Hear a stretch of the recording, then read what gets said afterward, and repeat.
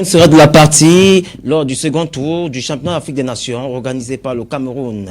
Ils ont remporté la qualification après le score de parité des 0 buts partout face au Burkina Faso. Madame, Monsieur, bonsoir. Bienvenue à votre émission 90 minutes chrono. Heureux de vous savoir nombreux connectés dans votre tribune de sport. Au milieu de cette sortie, le bilan de la phase des poules, notamment les poules A et B.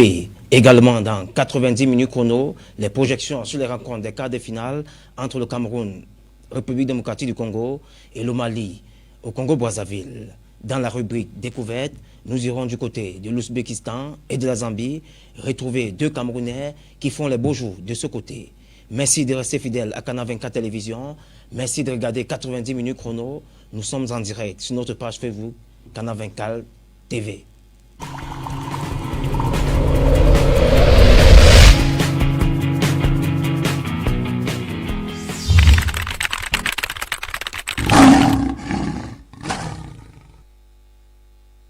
Heureux encore de vous retrouver dans votre émission 90 minutes chrono avec nos panélistes pour vous retenir en haleine et décortiquer les différentes actualités footballistiques qui ont meublé la semaine.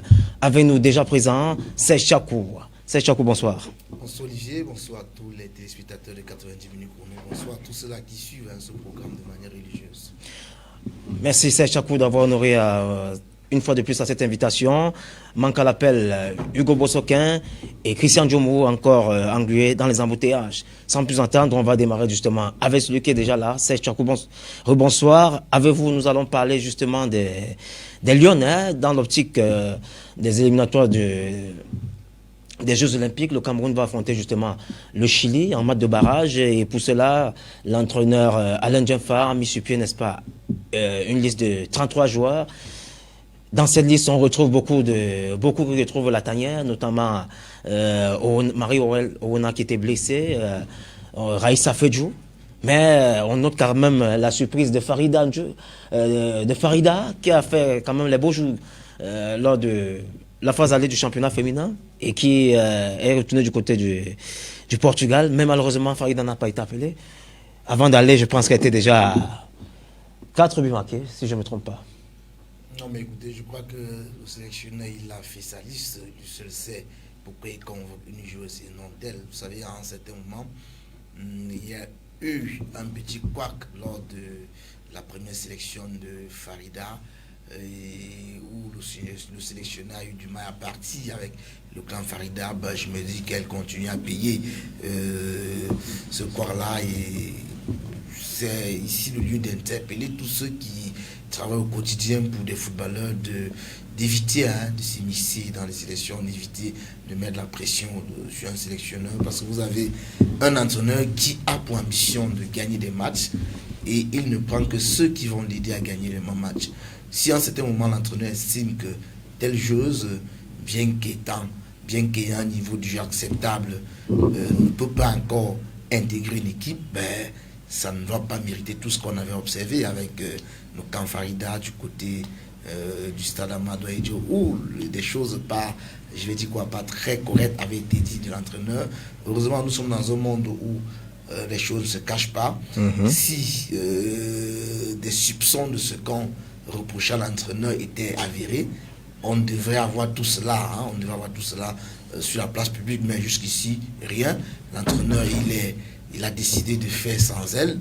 Et en plus, elle n'est pas tellement célèbre. Farida, c'est une chose qu'on peut avoir dans notre championnat. On a Farida dans chaque équipe championnat camerounaise.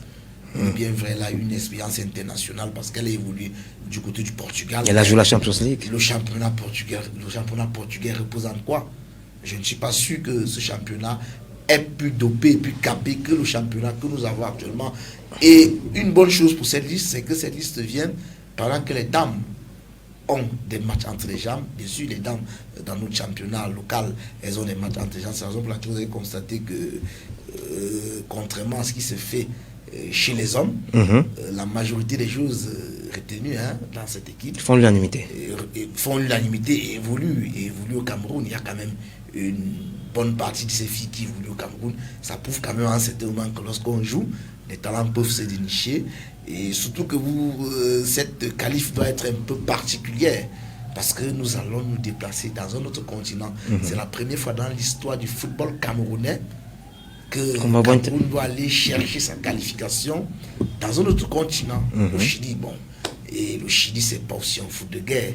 Lorsqu'on regarde le ranking des nations footballistiquement parlant dans la catégorie de football féminin, le Chili, c'est pas un foot de guerre. Le Chili, c'est pas une équipe qui pourra tellement nous donner du fil à retordre, mais restons prudents et accompagnons cette équipe. Surtout que cet entraîneur, depuis qu'il est arrivé, il a démontré des choses.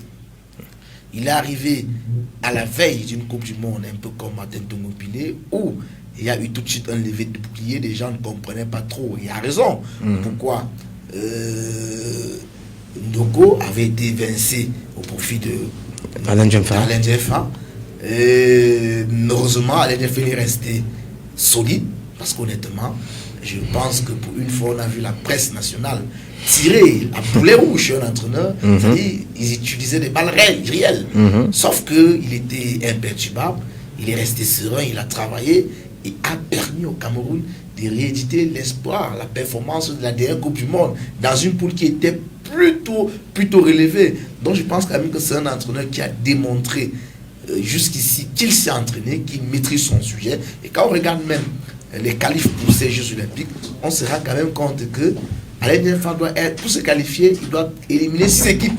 C'est l'équivalent, je vais dire quoi, d'une CAN. Se qualifier pour les Jeux Olympiques de Tokyo 2020, c'est l'équivalent de remporter une CAN. Ce que nous n'avons pas encore fait en version féminine. Donc je pense quand même qu'à un certain moment, c'est un entraîneur qui est resté droit dans ses bottes et avec la liste qu'il a sortie, vous voyez, il n'y a pas trop de réclamations. On ne dit pas tel joueur n'est pas là pourquoi. Ça veut dire qu'à un certain moment, il a pris les meilleurs et on lui souhaite tout simplement de bien travailler pour pouvoir qualifier ses équipes. Surtout que la version masculine, elle est éliminée depuis un certain temps. Mais restons toujours sur cette liste, parce que lorsqu'on voit quand même les 33 joueuses qui ont été appelées, n'est-ce pas, pour cette rencontre face au Chili, Farida qui n'est pas là, est-ce que c'est parce que c'est pas parce que sa maman était montée au créneau, on va dire cela aujourd'hui, elle avait dit des mauvaises choses à propos du coach. Est-ce que ce n'est pas pour cela qu'elle n'a pas été appelée, puisque quand même, lorsqu'on regarde quand même les 33 joueuses qui ont été appelées, Farida quand même, on a vu tout ce qu'elle a fait dans ce championnat avant de retourner il y a quelques semaines du côté du Portugal. Non, mais écoutez, je pense quand même qu'en ce moment, le coach Alain Djemfa reste un professionnel. C'est un professionnel et je crois que si cette jeune fille avait des performances sportives lui permettant d'intégrer cette sélection, on n'avait pas quand même dit ça, non, écoutez, vous savez, les entraîneurs ont, je vais dire quoi, savent quelle joueuse doit faire partie d'un groupe en fonction d'un certain nombre de choses, en fonction de la préparation de tous ces autres. Et surtout, je l'ai dit, Farida, on retrouve une joueuse comme Farida dans chaque top de notre championnat. Elle a peut-être eu la chance d'être professionnelle, mais honnêtement, vous croyez sincèrement qu'une Farida, cette équipe peut pleurer du fait que Farida ne soit pas sélectionnée? Non. Je crois que l'entraîneur ne s'est basé que sur le critère sportif pour ne pas la convoquer. Et aussi, qui vous dit qu'il n'y a que le sportif pour aider à la convocation d'un jour ou pas? Vous avez aussi le feeling. Un entraîneur peut vous regarder, il estime que le feeling ne passe pas. Et en vous mettant dans le groupe, ce feeling-là peut créer d'autres choses. Et décider en ce moment de ne pas faire avec vous. On a vu des grandes nations, on a vu des sélectionneurs décider de ne pas convoquer un joueur, bien que ce joueur avait des prestations sportives exceptionnelles. Karim Benzema, on parle, mais si on a vu Eric Cantona et Ginola qui ont été mis à côté. Tout à fait. Donc en ce moment, le sportif répond à pratiquement 60%, mais d'autres critères. Est-ce que vous allez prendre une joueuse qui va venir accepter le banc de touche? Parce que tout ça, ça compte. Vous n'allez pas prendre une joueuse qui va venir réclamer absolument le temps de jeu lorsque vous savez que celles qui sont là sont capables de jouer et vous donner satisfaction. En mettant une joueuse dans le groupe qui ne viendra pas accepter son statut de remplaçant, tous ces autres, ça va plutôt créer autre chose. Idem même en sélection nationale, chez les A, on ne peut pas prendre tout le monde parce que vous savez, en ce moment, lorsque vous avez des joueurs qui, sur le plan sportif, sont équivalents. En ce moment, vous tranchez, vous faites le choix. Ça ne sert peut-être à rien d'avoir deux joueurs de même niveau sur ce même poste. Vous allez être perturbé. Donc, l'entraîneur a misé sur tout cela. Il s'est dit, ben, une Farida qui viendra revendiquer absolument le temps de jeu. Pourtant, celles qui sont devant me donnent bien satisfaction. Je préfère ne pas faire sans elle. Bon, la suite peut-être lui donnera raison. Le coach, le dernier mot. Alors, on note quand même le retour, je soulignais tantôt, de Marie-Aurèle Awana et Esther Maï qui font la charnière centrale de Reims du côté de la France. On va dire que c'est de bonnes guerres. Une paire qui se connaît. Bon, oui, vous savez, c'est toujours aussi bien. Vous savez, en sélection nationale, c'est difficile d'avoir des joueuses qui se connaissent. C'est difficile parce qu'il faut travailler la cohésion. Et lorsque vous avez l'opportunité d'avoir deux joueuses qui ont déjà eu à évoluer ensemble, ben, la logique voudrait qu'on ne se prive pas de cette charnière-là. La logique voudrait qu'on ne se prive pas de cette cohésion. Et honnêtement, je fais entièrement confiance à Alain Diefand qui, n'est-ce pas, a sélectionné des joueuses capables de relever le challenge, capables de relever le défi, parce qu'il faut encore le rappeler, cette qualification elle est exceptionnelle. Dans l'histoire du football camerounais, on n'était jamais allé chercher une qualification hors du continent. Cette fois-ci, il va falloir le faire et on a obligation d'intégrer dans l'équipe toutes les forces et tout ce qui peut aider à la sélection de pouvoir se qualifier.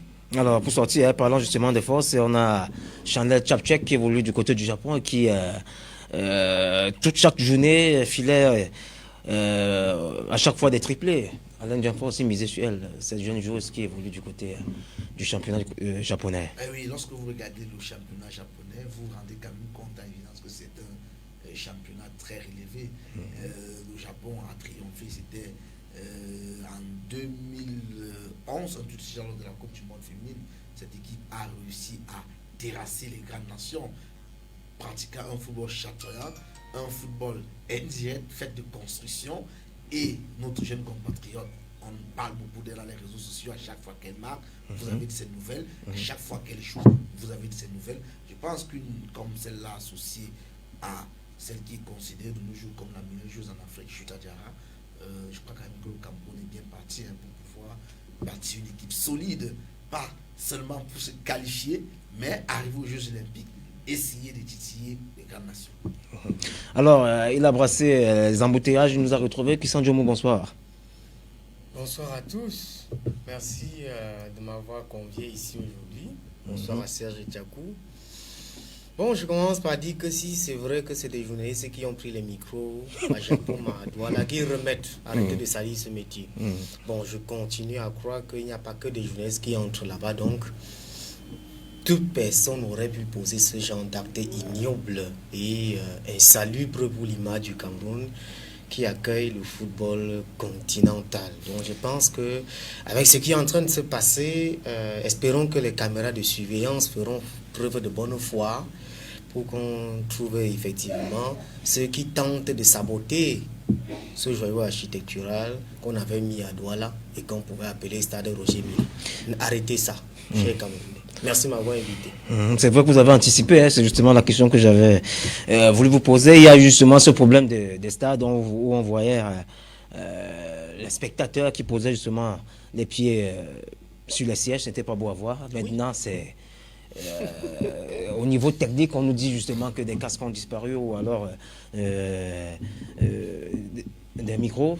Justement, le président de l'AGSC Littoral, Marc Chouammo, a pondu un communiqué où justement il faut trouver une solution à cela, mais toujours est-il que ce n'est pas seulement les journalistes qui sont accusés, il y a aussi les stadiers par exemple. Bien sûr, c'est un problème de mentalité camerounaise.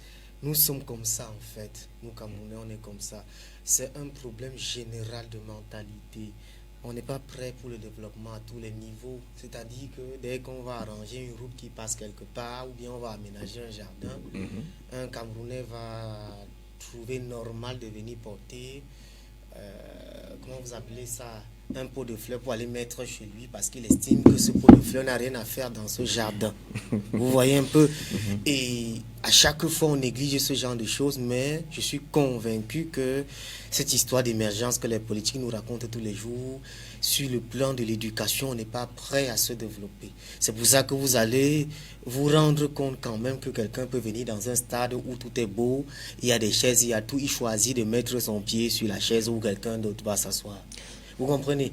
Donc c'est un problème de mentalité qu'il va falloir résoudre rapidement parce que puisque les adeptes de ceux qui disent qu'ils sont les patriotes, ils écrivent partout sur Facebook, on peut déjà accueillir la Coupe du Monde. Bon, vous allez accueillir la Coupe du Monde avec ce genre de mentalité où vous entrez dans un taxi, le chauffeur vous insulte. Quand vous vous plaignez que son taxi n'est pas lavé, il vous insulte, il fait ceci, il fait cela. C'est aussi ça le Cameroun, l'image du Cameroun qu'on veut montrer à l'extérieur. Donc, je pense humblement que si on veut faire des choses pratiques pour le bien de la nation, on devrait commencer. C'est facile, on passe le temps à dire que non, les gens qui sont à la tête de l'État volent, les gens là-dedans, ils ne sont pas les exemples. Mais nous-mêmes, quand on est chargé de surveiller le marché Mokolo en tant qu'agent municipal, qu'est-ce qu'on fait? On arrache. On piétine les marchandises, on fait ceci, on fait cela. C'est ça le problème. C'est pour ça que vous allez voir que dans les stades là, certains sont surpris. Quand ils entrent, ils se disent qu'on n'est pas au Cameroun. Mais est-ce que c'est construit comme ça? Non, jamais vu ça. Est-ce que c'est au Cameroun ce que je vois là? Du coup, ils sont tentés par des choses bizarres au point où vous n'arrivez pas à comprendre comment quelqu'un qui arrive dans un stade, c'est tellement beau pour son travail à lui, peut-être de reporter.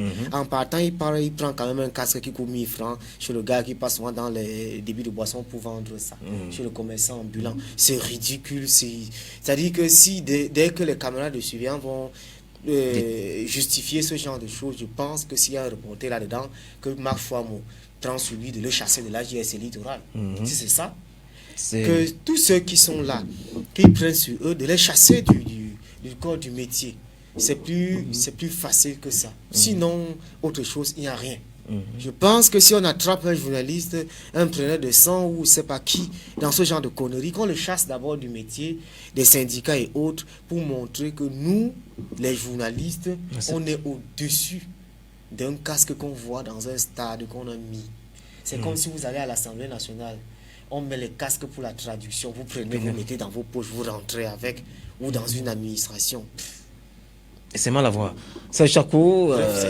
C'est tout ça, ça mérite un peu d'entendre même ce genre de choses. Des casques volés dans la salle de presse. Ben, écoutez, je crois qu'on est en train d'aller très vite là, d'accuser les journalistes. Pour l'instant, puisque c'est eux qui... Non, même pour l'instant, on n'a pas le droit d'accuser les journalistes. Il est bien vrai. C'est qui utilise ce matin. Mais non, on n'a pas le droit de les accuser. Ils sont habitués. On n'a pas investigué, on n'a rien fait. Est-ce qu'il y a eu des précédents par le passé? Sur la base de quoi on va accuser les journalistes? Pour moi, on ne devait même pas accuser quelqu'un. On devait étudier les images de tout à fait. Donc, vidéos, de caméras. Je crois qu'on est allé très vite en besoin. Peut-être ils l'ont fait parce que c'est la journaliste qui partage beaucoup plus. Non, écoutez, Olivier Dormo, ces journalistes sont habitués à des grands milieux. Ils viennent tout le temps au stade Amadou Ahidjo. Ils vont à l'Assemblée nationale comme Christian venait de le dire. Ils s'en vont dans les administrations. Il y a tout cela. Est-ce qu'on a déjà eu à déplorer une situation pareille? À ma connaissance, non. Donc on fait vite d'accuser les journalistes. Je ne suis pas là pour les défendre. Ils savent déjà, parce qu'ils savent bien se défendre. Mais pour moi, je crois qu'on va très vite en besogne. Dans le jour où il a voulu qu'on ouvre une enquête, on regarde. Heureusement, le stade est ultra moderne, ultra sophistiqué. Exactement. Voilà, c'est ça qui me rassure. Je crois que c'est même une opportunité de démontrer aux yeux du monde que le stade est vraiment sécurisé. Sécurisé pour ses hôtes. Parce que si on peut entrer dans un stade ultra moderne, sophistiqué, ramasser les choses et sortir. On nous a présenté, ramasser un micro et sortir sans être inquiété. C'est qu'il y a problème. Donc je pense qu'il va falloir attendre les enquêtes, qu'on investigue, au terme de l'investigation, qu'on rend le résultat public. Vous n'êtes pas sûr que c'est un journaliste. Et n'oubliez pas qu'à Japouma, il y a eu des volontaires qui ont fait grève par rapport à leur perdième, par rapport à leur motivation quotidienne. Quelqu'un n'a pas décidé de faire ça pour... De se payer soi-même. Non, je crois que ça va dans tous les sens. Attendons. Et surtout, il est bien vrai, le monde de la presse au Cameroun n'est pas traité comme cela se doit, mais je pense quand même honnêtement, pour avoir côtoyé beaucoup de journalistes, ils ne sont pas des prêts. C'est des personnes très dignes. Ils peuvent faire autre chose. Vous pouvez les payer des sacs et déjà ils vont le faire. Mais venir voler un micro, je ne pense pas qu'ils peuvent le faire. Ils ne peuvent pas descendre Ils ne peuvent pas descendre jusqu'à ce niveau-là. Alors, parlant justement des grèves, aux dernières nouvelles, il paraît, je préfère le dire au conditionnel, que les grévistes ont été payés. Aux dernières nouvelles. Alors, sortons définitivement des sélections nationales avec l'équipe junior qui a, dont l'entraîneur a rappelé, n'est-ce pas, dans son équipe pour maximiser, n'est-ce pas, les chances. Des joueurs tels que Enzo Chato, le fils de l'autre, Etienne Eto et MB. Ça a créé justement la polémique. Parce que c'est des fils d'anciens internationaux. Qu'est-ce qu'on veut, le résultat ou alors... Je crois qu'on doit arrêter ce faux débat. Fils d'anciens internationaux, ça veut dire quoi? S'il répond aux critères et que sportivement par là il répond, je ne vois pas pourquoi est-ce qu'on ne doit pas le convoquer.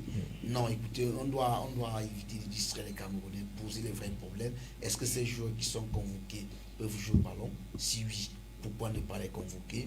Et s'ils sont fils d'anciens internationaux, pourquoi ne pas les convoquer? On a vu ailleurs les frères Ayou. Les frères Ayou, ils évoluent, ça ne gêne personne. Le père a été capitaine, le fils a été capitaine des Black Stars, ça ne gêne personne. Pourquoi au Cameroun, on ne peut pas avoir... Écoutez... On a vu France Songo. On a vu en Italie. France Songo était... Cesare Maldini, capitaine de l'équipe nationale, sélectionneur de l'équipe nationale, joueur du Milan, c'est joueur emblématique, et actuellement le fils est en train de prendre la relève. Dans ce monde, on doit arrêter ces faux débats. Je vais les juger au stade. S'ils sont bons, je vais les acclamer. S'ils ne sont pas bons, je viendrai également ici sortir ma grosse gueule. Mais puisqu'on ne les a pas encore... Et en plus, quand on regarde honnêtement, bon, je vais un peu m'intéresser au fils de Samuel Eto'o. Ben, on suit ses prestations. Chaque week-end. Il joue quand même en Ligue 2. Il joue en Ligue 2 et il marque des buts. Il marque des buts contrairement à ceux de nos jeunes qui évoluent ici. Honnêtement, sur quels critères on a convoqué nos jeunes qui jouent ici? Parce que depuis pratiquement un an, le championnat il est à l'arrêt. On n'a pas de championnat de cette catégorie-là. Sur quels critères on a convoqué ces jeunes? Je crois que... Il y a des championnats qui sont organisés, des championnats de vacances, qui peuvent servir de galop d'essai. Sauf si vous voulez me faire croire que le niveau de championnat de vacances est l'équivalent de la CAN. Non, je ne pense pas. Non, écoutez, arrêtez un peu ça. On a convoqué des Camerounais et encore. Voilà des gens, dans 3 ans, si on ne les convoque pas, ils iront jouer l'Espagne, ils iront jouer la France, on sera là en train de pleurer. C'est le moment de faire aimer à ces enfants, le vert ou jaune, de les enseigner le patriotisme. Parce qu'on ne sait pas ce qu'ils seront demain. L'exemple de Kylian Mbappé est encore là. Moi, l'entraîneur, je devais convoquer même Youssoupha Moukoko pour qu'il ne vienne pas. Même si je suis le conseiller de Moukoko, je ne vais jamais le conseiller de jouer pour le Cameroun. Mais moi, l'entraîneur... Moukoko jouera pour le Cameroun. Non, écoutez, il faut vérifier. Moi, l'entraîneur, je devais convoquer Moukoko, je vais convoquer tous ces joueurs-là qui ont la possibilité de jouer en respectant bien sûr les quotas, parce que n'oublions pas qu'il y a 30%. des quotas, il y a, je crois, c'est 30% maximum des joueurs évoluant hors du Cameroun. Et honnêtement, arrêtons ce débat. Si on a convoqué le fils d'Eto et qui peut jouer au ballon, pourquoi ça va choquer? Si on a convoqué le fils de Bill Chato et qu'il a su, mais écoutez, quand on va gagner, on ne cherchera pas à savoir si c'est le fils d'Eto qui a marqué le but, tout le monde va jubiler et les Camerounais seront contents, tout ça. Alors, Christian Djoumou, qu'est-ce qu'il faut regarder? On regarde la performance ou on regarde qu'il soit le fils de tel? Parce que si il faut rentrer en arrière, on va constater que c'est dans la Coupe du Monde Junior qu'on a découvert des joueurs tels que Messi, tels que ce joueur nigérian dont le nom m'échappe. Ça viendra. Bref, c'est dans cette compétition qu'on déniche le plus souvent beaucoup de talent. John Obi Mikel, justement. Bon, je vous ai dit tout à l'heure qu'on a un problème de mentalité. Le Cameroun a un grand problème aujourd'hui, c'est un problème de mentalité. Ce n'est pas deux choses. Dans ce pays aujourd'hui, quand vous appelez Biya, Motaze, Sadi, Ndongo, les choses comme ça, c'est comme si vous êtes maudit. Vous ne pouvez pas travailler. Kamto. Il y a encore qui là? Libye. Quand vous voulez travailler dans une administration, on dit que non, c'est parce que son père est devant. C'est bizarre. On ne regarde pas la performance. Jamais.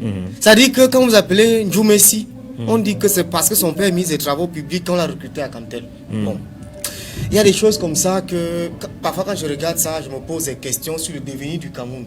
Parce que demain, Le Cameroun de demain se fera aussi avec ceux-là, parce que ce sont des Camerounais, comme Serge Tchakou disait tout à l'heure. Pourquoi, bon, Eto'o-Fils n'est plus là? Pourquoi son fils ne peut pas aussi jouer au football? Par exemple. Olembe n'est plus là. Pourquoi son fils ne peut pas jouer? Manga Ongene n'est plus là. Pourquoi son fils ne peut pas jouer ou son petit-fils? Ce sont des Camerounais. Non, on va dire que c'est son père qui a appelé le coach. On a fait comme ça a fait comme si. Bon, tout ce que moi je souhaite, c'est qu'on gagne. Tout ce que moi je souhaite, c'est qu'on ait un football sur le terrain. Tout ce que moi je souhaite, c'est que le football jeune marche, que le football amateur marche, que le football féminin marche. Le reste, c'est le fils du ministre des Sports. Je m'en fous. Le reste, c'est le résultat. Parce que quand on va à une compétition internationale, on est là pour le Cameroun. Vous voyez un peu? Si dans les Lions à Prime, là, il y avait 2 fils d'Eto'o-Fils qui marquaient les buts, c'est qu'on est le premier de la poule, non? C'est qu'on n'est pas allé à Douala. On n'est pas là, Douala. On a joué 3 matchs, aucun attaquant n'a tiré au goal. On est aussi perdu comme ça. On colmate les brèches, on fait quelque chose, on dit qu'on est en train d'évoluer. Alors que c'est ça le problème d'aujourd'hui, avec les conneries d'équilibre régional. C'est-à-dire que quand l'entraîneur fait sa liste, les anglophones disent qu'il n'y a pas d'anglophones. Les gens du littoral commencent à dire qu'on a chassé les bassins de l'équipe nationale. Les gens du Nord commencent à dire qu'on nous déteste. On va dans tous les champs. On a tué la République avec ça. Depuis quelques temps. La loi des quotas. Oui, on a tué la République avec ça. C'est pour ça que vous voyez que dès qu'on m'a dit Etienne et tout, on m'a dit que non. Il y avait une Coupe du Monde en Colombie, là, on disait même qu'il a fait comme ça aux enfants. Pourtant, personne n'a prouvé que quelque chose s'était passé dans la tanière. C'est aussi ça le problème. Bon, Eto'o-Fils est là, je l'ai vu quelque part dans l'avion. On dit qu'il est allé là-bas avec l'armée, donner à manger aux gens qui sont victimes d'inondation à l'extrême nord. On va dire que c'est bon. Comme il est là, il était même dans la tanière des A', que c'est lui qui a appelé le coach qui appelle mon fils. Bon. On va faire comment? Notre histoire est gâtée. Quand vous arrivez à Amadou Ahidjo, vous avez vu sa photo là-bas, depuis que le Chan a commencé. On a effacé l'histoire du Cameroun. Ce stade s'appelle Amadou Ahidjo, il n'y a pas sa photo là-bas. Parce qu'on a dit que, comme il n'est plus au pouvoir, on efface tout. Pourquoi on ne doit pas respecter ceux qui sont passés? Leurs descendants sont là. Quand vous voyez les Clinton, vous voyez les Chirac, vous voyez ils sont partout dans les réseaux là chez les Blancs. Je dis, dans tous les réseaux, on les retrouve. Jamais oublié. Oui, simplement parce que leur père, en fonction du pouvoir qu'ils ont eu, leurs enfants ont eu la chance de fréquenter de grandes écoles, d'avoir de bons diplômes et tout ce qui va avec. Ils peuvent aider le Cameroun à se développer. Donc, je pense que pour notre développement, pour l'intégration nationale, pour limiter le tribalisme, on doit laisser les enfants des gens évoluer parce qu'ils sont chez eux. Parce qu'ils sont chez eux. Alors, on va laisser justement le côté virgule pour entrer de plein pied, n'est-ce pas, dans le championnat africain des nations. Nous le disons en titre, le Cameroun sera de la partie dans la seconde phase du championnat d'Afrique des nations. Ils ont obtenu leur qualification après ce nul obtenu face à l'équipe du Burkina Faso. Le temps pour la technique, n'est-ce pas, de nous prendre le reportage, n'est-ce pas, qui nous montre le meilleur moment de cette rencontre. On revient justement avec Serge Tchakou. Alors, Serge Tchakou, cette rencontre entre le Burkina Faso et le Cameroun qui s'est soldé par un score de parité de 0 partout. Il faut noter qu'on ne voyait pas cela arriver, justement. Non, mais ceux qui ne voyaient pas cela arriver, je l'ai dit la dernière fois ici, il y a 2 types de publics. Il y a le public des analphabètes du foot. Ceux-là qui voient seulement les joueurs courir, tous ces autres. Il y a le public des analystes. Et pour ceux qui sont un peu curieux, vont se rendre quand même compte que le matin, j'avais publié sur ma page Facebook le résultat de la rencontre, match nul. Parce que les dieux, vous avez parlé? Non, pas les dieux, vous savez, c'est pas les dieux. On travaille avec des chiffres, on travaille avec des stats, on travaille avec beaucoup de paramètres. Ça nous permet en ce moment de stimuler le résultat d'une rencontre. Ça ne réussit pas toujours à 100%, mais dans le monde amateur où les choses se calculent vraiment très bien, ça peut réussir à 80%. Vous avez une équipe du Cameroun qui jouait quand même devant son public. Vous avez une équipe du Cameroun qui a reçu l'arrivée de Samuel Eto'o-Fils dans la tanière. Est-ce que vous avez pris le temps d'écouter le discours de Samuel Eto'o-Fils assez après? C'est un discours de guerrier. Mais vous ne pouvez pas écouter un discours pareil et vous allez perdre le lendemain. C'est pas possible. C'est pas possible. Maintenant, ajouter à ça, ben, vous avez une équipe du Burkina Faso qui a joué avec toutes ses armes, qui a joué comme elle pouvait, mais sauf que le niveau de pression qu'il y avait autour, n'oublions pas aussi que ce sont des amateurs, ce sont des amateurs, ce sont des footballeurs qui évoluent sur le plan local, ils n'ont pas une certaine expérience internationale, ils n'ont pas l'expérience des grands matchs. Vous savez, vous pouvez être bon localement, et lorsque ça arrive au niveau international, il vous faut autre chose pour pouvoir démontrer un gros talent. Et vous voyez, ces joueurs n'ont pas encore ce niveau-là. Ces joueurs, la pression, et de nos jours, vous avez une autre pression qui arrive, les réseaux sociaux. Ils lisent tout ce qui est écrit, ils lisent tout ce qui est dit sur eux, ils lisent. Et à un certain moment, ça peut avoir un impact sur ces joueurs. Le Burkina Faso qui n'a pas démérité, qui a joué avec tous ses ans, qui a joué toute la volonté, qui a dominé le match. A même à un certain moment, honnêtement, mérité gagner le Cameroun. Mais sauf que en face, vous avez une équipe du Cameroun qui, comme on l'a expliqué, avait plus d'une raison de traverser ce premier tour. On joue à la maison et on a dépensé beaucoup d'argent pour gagner cette compétition. Ces pauvres joueurs devaient être la risée de la République. Imaginez un seul instant si cette équipe ne passait pas.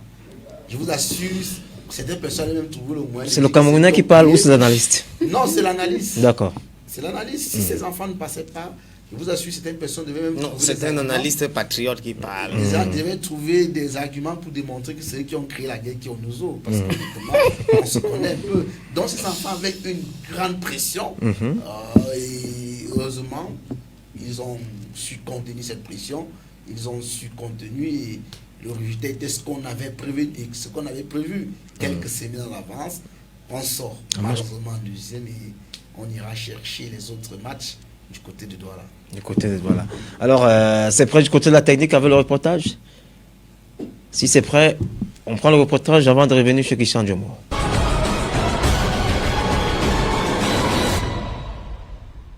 Les Lions indomptables du Cameroun seront de la partie pour le compte des quarts de finale du championnat africain des nations. Les poulains de Martin Tungompilé ont obtenu leur qualification après un score de parité de 0 but partout face à la redoutable équipe du Burkina Faso. Il fallait une victoire ou un match nul pour poursuivre la compétition. Mbanga Bidjeme et ses coéquipiers ont mouillé le maillot 90 minutes durant pour donner du sourire aux nombreux supporters venus au stade Omnisport de Yaoundé, partagés entre force et inquiétude après les différentes actions conduites par l'offensif du Burkina Faso. Seulement, Achoukeredo, le sociétaire de PWD de Bamenda et dernier rempart du Cameroun, est dans ses grands jours pour rayer toutes les actions. C'est sur le score des 0 but partout que va se refermer la partie. Un score bénéfique pour les poulains de Martin Tungompilé dans la mesure où elle ouvre les portes de la qualification aux Lions indomptables qui affronteront samedi prochain à partir de 20h la République démocratique du Congo.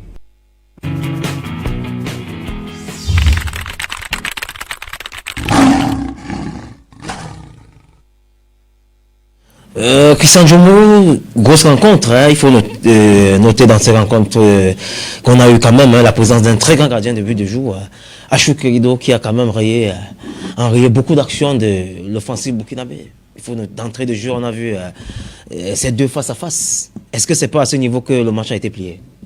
Bon, pour le Burkina Faso. C'était un gardien qui était dans ses grands soirs, comme on dit généralement.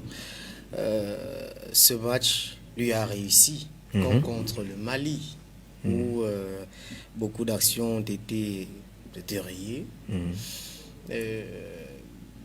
Ce match, je l'ai regardé et je suis fier du football africain. Je voulais féliciter les Burkinabés parce que j'ai l'impression que le football africain est en train d'évoluer. Et je pense que dans les prochaines années, la Ligue africaine des champions sera une bonne compétition. Quand vous regardez ce championnat qui est constitué des joueurs du championnat africain, vous avez l'impression que c'est la Coupe d'Afrique des Nations.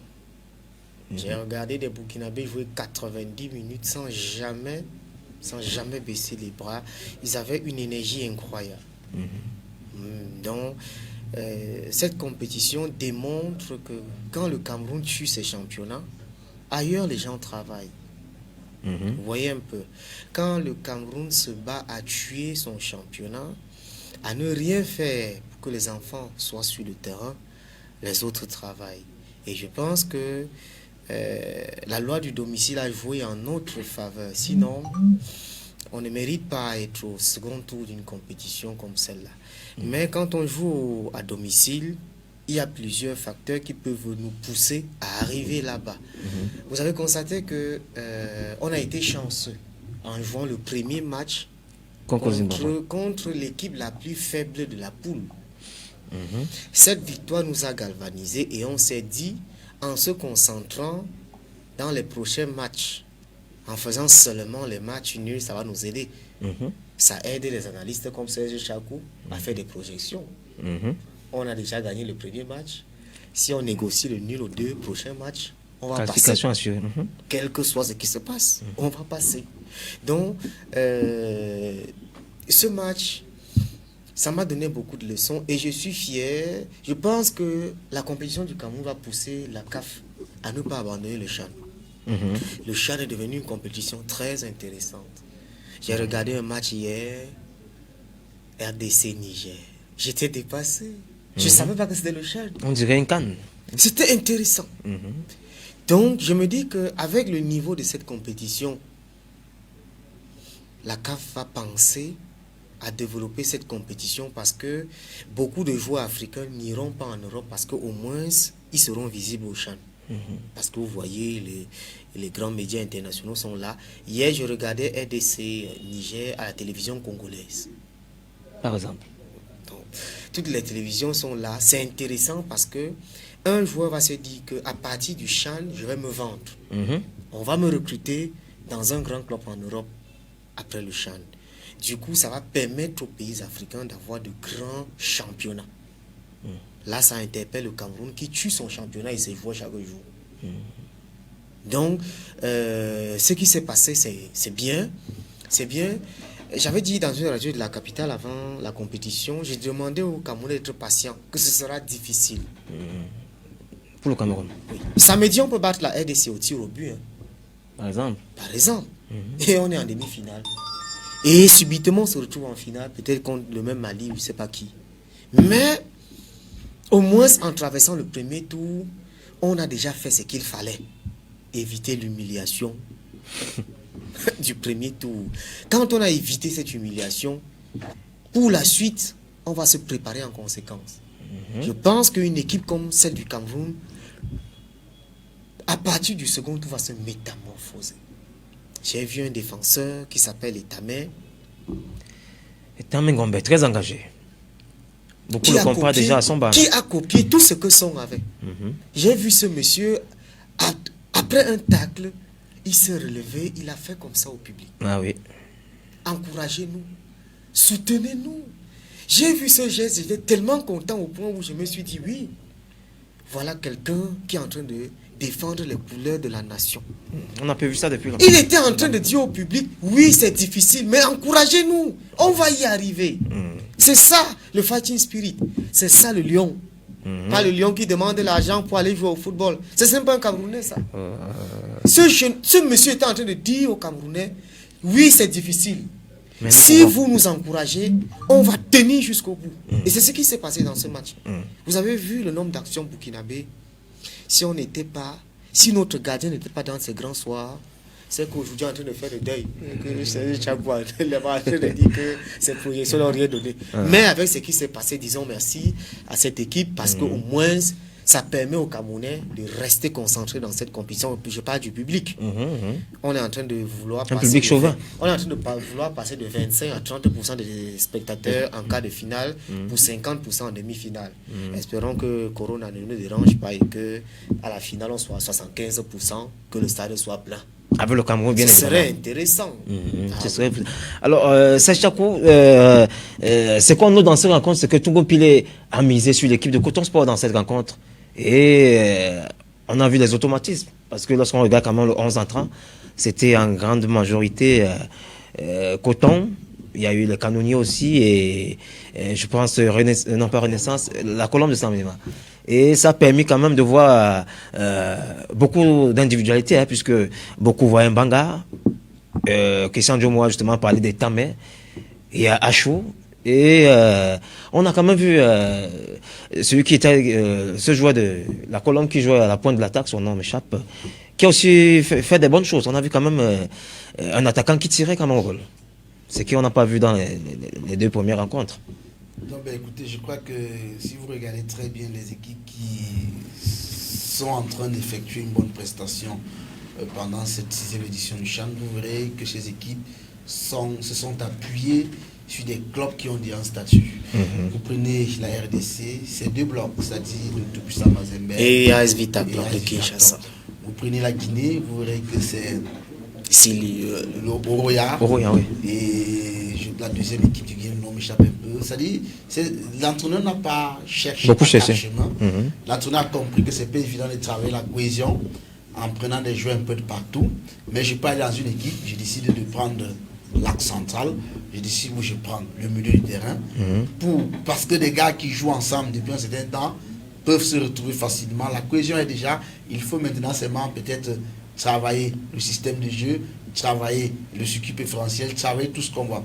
Et si vous regardez très bien lors de ce match, le circuit préférentiel de Tongo Pilé passait. Je parle là pour des analystes, hein, c'est-à-dire ceux qui voient, on voyait comment à chaque fois on réussissait à avoir des coups francs de part et d'autre de la les deux côtés. Les deux côtés. Parce que si vous observez très bien Tongo, ces buts sont venus comme ça. Regardez bien les buts du Cameroun. Toujours, coup de pied arrêté. C'est un coup franc qui est à l'extrême droit, on centre, ça revient, il y a but. Idem pour le deuxième match contre le Mali. Le circuit préférentiel, il est même circuit. Et quand vous regardez le match contre le Burkina Faso, on s'est créé pas mal de coups francs dans ces zones-là. Ça veut dire quand même qu'à un certain moment, la mayonnaise commence à prendre, peut-être parce qu'il est estimé. Et nous avons mené cette campagne dans les réseaux sociaux où on demandait au sélectionneur national d'amener les joueurs de Coton Sport de Garoua. De prendre uniquement les joueurs de Coton Sport de Garoua à mener cette compétition, parce que c'est une équipe qui, honnêtement, a réussi et est en train de se qualifier pour la phase de poule de la Coupe de la CAF, ce qui n'était plus arrivé au Cameroun. Ça veut dire que c'est des gars qui se connaissent déjà depuis, c'est des gars qui se retrouvent, c'est des gars qui ont déjà la cohésion, tout est là, il faut seulement animer. Bon, maintenant, n'oublions pas aussi que peut-être le paranormal n'est plus passé par là, parce qu'on se souvient quand même lors du deuxième match, les marabouts, où des gens ont quand même fait croire à un entraîneur qu'un joueur blessé peut gagner un match. Parce qu'on a dit que le 5 pas marqué. Le 5, tout c'est haut. Bon, je me dis aussi peut-être que dans ce paranormal, ils n'ont pas ciblé le 10 cette fois-ci, que le 10 ne doit pas être aligné. Donc je pense quand même que Tongo Pilé a compris qu'il fallait s'appuyer sur un statut, il a compris qu'il fallait désormais s'appuyer sur quelque chose qui est déjà solide. Et honnêtement, lorsque je regarde cette équipe, il est bien vrai, il y a encore beaucoup de lacunes. On réussit à nous louper très facilement. Vous avez vu le Burkina Faso d'entrée de jeu tuer le match parce qu'on plombait facilement les ballons dans le dos de notre défense et elle était laguée. Et à chaque fois, il fallait une débauche d'énergie terrible. Et je me dis que ce match, nous pourrons laisser les plumes. C'est-à-dire on a tellement bataillé pour avoir ces qualifs et ça pourra nous rattraper. Lors de ce cadre final, et bien vrai, il y a des jours de bon, on a quand même des jours pour nous reposer. Mais jusqu'à Saint-Métis, quand même, c'est. Non, écoutez, c'est pas comme ça qu'on regarde. Quand vous avez dépensé énormément d'énergie et vous jouez contre une équipe qui n'a pas beaucoup souffert pour se qualifier comme la RDC, même si c'est après 2 semaines, ça peut se ressentir. Bon, les entraîneurs savent ce qu'il faut faire, ils savent comment est-ce qu'il faut préparer les gars pour que cette fatigue se sente. Mais honnêtement, je pense que cette équipe, elle a démontré autre chose et on espère que l'évolution de la compétition, au fur et à mesure que la compétition évolue, elle devient plus difficile.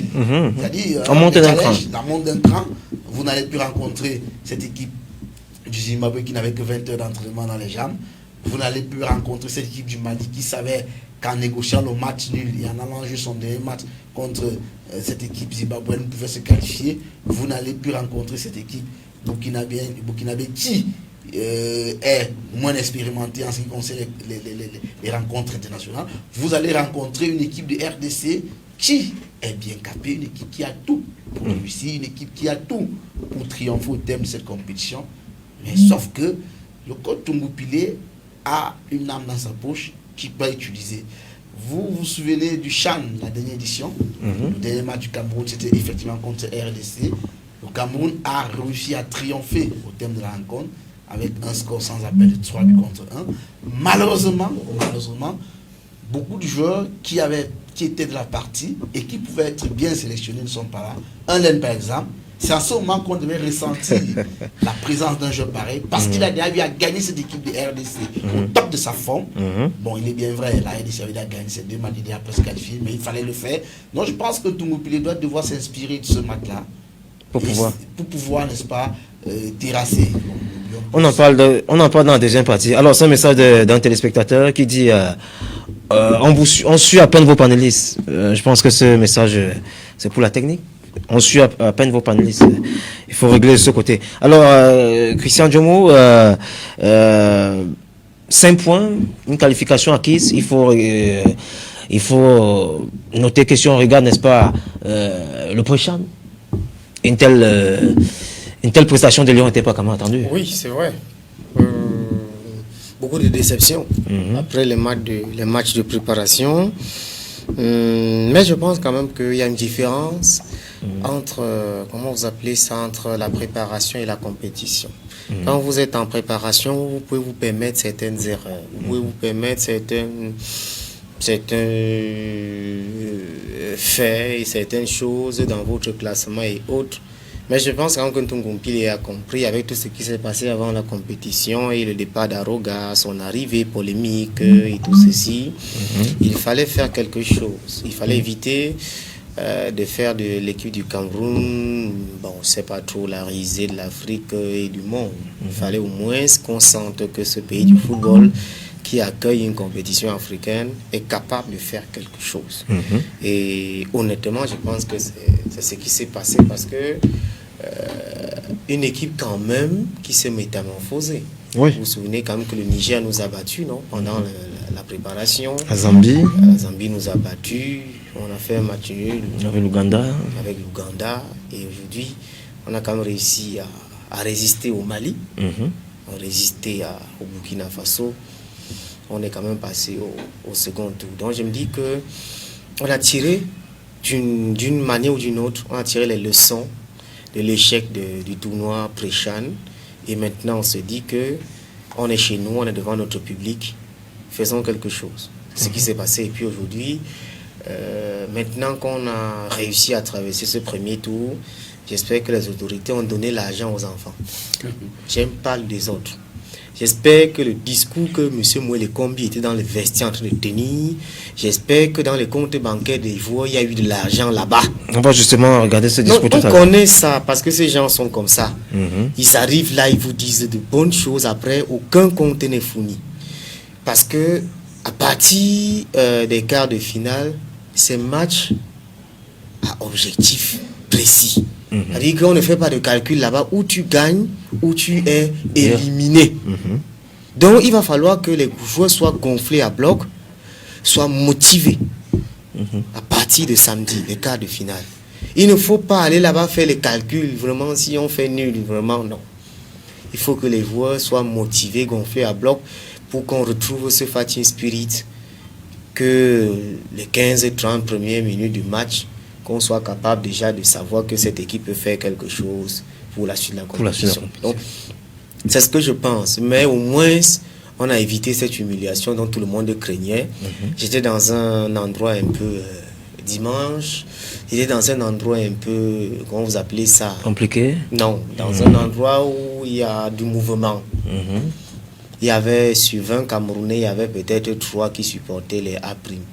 Chacun disait que mais je pense au moins que... Au sortir de la rencontre, il y a quand même de la joie. En traversant cette étape-là, ces enfants ont montré que malgré tout, ils peuvent défendre la République, on peut compter sur eux. Donc pour la suite, on doit croire en eux. Mais comme je l'avais dit avant la compétition, les Camerounais doivent être patients. Ce sera difficile. Ce sera difficile. C'est Chakou, Bilan Cameroun, 5 points, une qualification. On n'attendait pas ça. Ouais, 2 buts marqués. Non, on n'attendait pas ça si on a regardé la préparation. Maintenant, tous les Camerounais étaient quand même... je rechausse mes gants d'analyse. Oh, d'accord. Je rechausse mes gants d'analyse parce que tout à l'heure, c'était le citoyen qui parlait. Je rechausse mes gants d'analyse. Et quand on regarde de près, on va se rendre compte que Tongo Pili est exactement dans la même lignée de ce qu'il a fait au Pré-Chan. En termes de résultats, au Pré-Chan, en 3 matchs, il avait une victoire et 2 nuls. Ça fait exactement 5 points. Au Chan, en 3 matchs, il a une victoire et 2 nuls. Non, au Pré-Chan, il a perdu. Non, j'ai dit à part la chronologie. C'est-à-dire son premier match contre le bon, il ne veut pas des matchs internationaux. Oh, justement. Les matchs internationaux de Tongo Pili, les matchs internationaux. Il a joué 5 matchs internationaux. Il avait gagné un seul match. Il a fait 2 nuls et 2 défaites. C'est-à-dire, les 3 premiers matchs internationaux de Tongo Pili, c'est une victoire, 2 nuls. Au Chan, il a exactement une victoire, 2 nuls. Et si on prolonge... Sauf que, je vais prolonger après. Mais sauf que, cette fois-ci, il encaisse moins. Cette fois-ci, il encaisse moins. Les 3 premiers matchs internationaux de Tongo Pili, il avait encaissé systématiquement à chaque match. Le premier match, il gagne 2-1, le deuxième match, il fait 1-1, le troisième match, il fait 1. Il avait encaissé systématiquement à chaque match. Cette fois-ci-là, c'est 3 premiers matchs au Chan. Il a encaissé une fois contre le Mali, l'équipe qui était la plus forte de ce groupe. Maintenant, on saura que Tongo Pili a évolué dans les résultats si il ne perd pas le 4e match, qui sera l'équivalent du 4e match en télévision, où c'était un match où il avait perdu, je crois que c'était contre la Zambie. Il avait perdu ce match contre la Zambie. Non, c'était pas 2-0, c'était un truc de 2-1, il avait perdu 2-1. Alors, Tongo Pili, il est bien vrai, je ne vais pas encore lui donner un chèque en blanc, je vais pas, en tant qu'analyste, je ne vais pas lui donner un chèque parce qu'honnêtement, on a encore il fait l'essentiel. Beaucoup de manquements dans cette équipe, on a encore vu beaucoup de choses, mais on sent quand même que ça a amélioré dans beaucoup de compartiments par rapport aux 2 premiers matchs, mais ça reste quand même que il y a encore beaucoup de transmissions qui ne se font pas toujours bien. Il n'y a pas de vie à l'attaque. C'est-à-dire l'attaque camerounaise n'est pas animée, elle ne vit pas. Vous pouvez voir un attaquant peut jouer pratiquement 30 minutes sans qu'on ne tire, des tirs cadrés. Et quand je vais vous donner les résultats de Tongo Pili en matière de tir, de cette équipe en matière de tir, les 3 premiers matchs, le Cameroun a tiré 45 fois au goal. Les 3 matchs les 3 matchs pour ne cadrer que 8 fois. Vous-même regardez le ratio, vous tirez 45 fois, vous cadrez 8 fois. Et sur les 8 fois, vous marquez 2 buts. Donc je crois quand même qu'en ce moment, lorsqu'on regarde ces chiffres, ça inquiète. Et quand je vais vous donner également les chiffres de la RDC, je vais vous donner les chiffres de la RDC, vous allez vous rendre compte que la RDC a moins tiré au Belkolo Cameroun, soit un total de 36 fois. Sur les 36 fois, ils ont cadré 18 fois. Ça veut dire que c'est une équipe, lorsqu'elle tire 2 fois, elle est sur le cadré 1 fois, au moins. Maintenant, en match de but, cette équipe a réussi à marquer 4 buts. Ça veut dire que systématiquement, tous ces matchs, c'est au moins un but. C'est une équipe qui est passée par toutes les phases. C'est une équipe qui nous a démontré qu'elle est capable de préserver un score. C'est-à-dire, cette équipe ouvre le score, réussit à gagner 1-0, préserver son score. C'est une équipe qui nous a démontré qu'elle peut aller chercher l'égalisation. Elle est menée, elle réussit à démontrer autre chose et ça va égaliser à l'arrêt des jeux. Aux arrêts des jeux, c'était à la 93e minute, quand la RDC a marqué le but égalisateur contre la Libye. On a même pu centrer le ballon. C'est une équipe qui nous a démontré qu'elle est capable d'ouvrir le score, concéder l'égalisation et aller chercher la victoire aux arrêts des jeux. Je crois que lorsqu'on regarde une équipe qui est capable de jouer dans toutes les conditions, elle est menée, elle joue, elle mène, elle joue, elle est égalisée, elle joue, il faut faire très attention. Et c'est le même joueur, il faut le surveiller samedi. Contrairement au Cameroun, qui, lors du premier match, a démontré, on ne peut pas dire que le Cameroun a contenu un score, parce que nous allons marquer vers la 75e minute. Une équipe redoutable du Zimbabwe. Ce n'est pas comme si vous avez marqué à la 5e minute Et Gbagbo n'était pas redoutable. c'est pas comme si vous avez marqué à la 5e minute et continue le score. Nous avons marqué à la 75e minute lorsque le match tendait déjà vers la fin.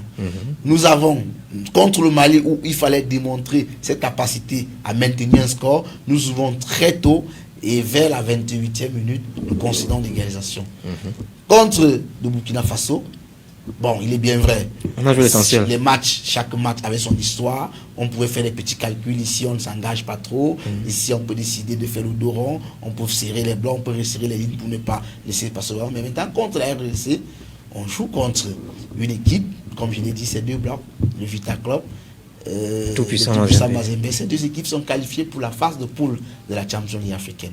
Donc, Vous avez une équipe expérimentée, 2 fois vainqueur de cette compétition. C'est une équipe qui, honnêtement, lorsqu'on regarde, c'est un peu presque une rencontre David contre Goliath.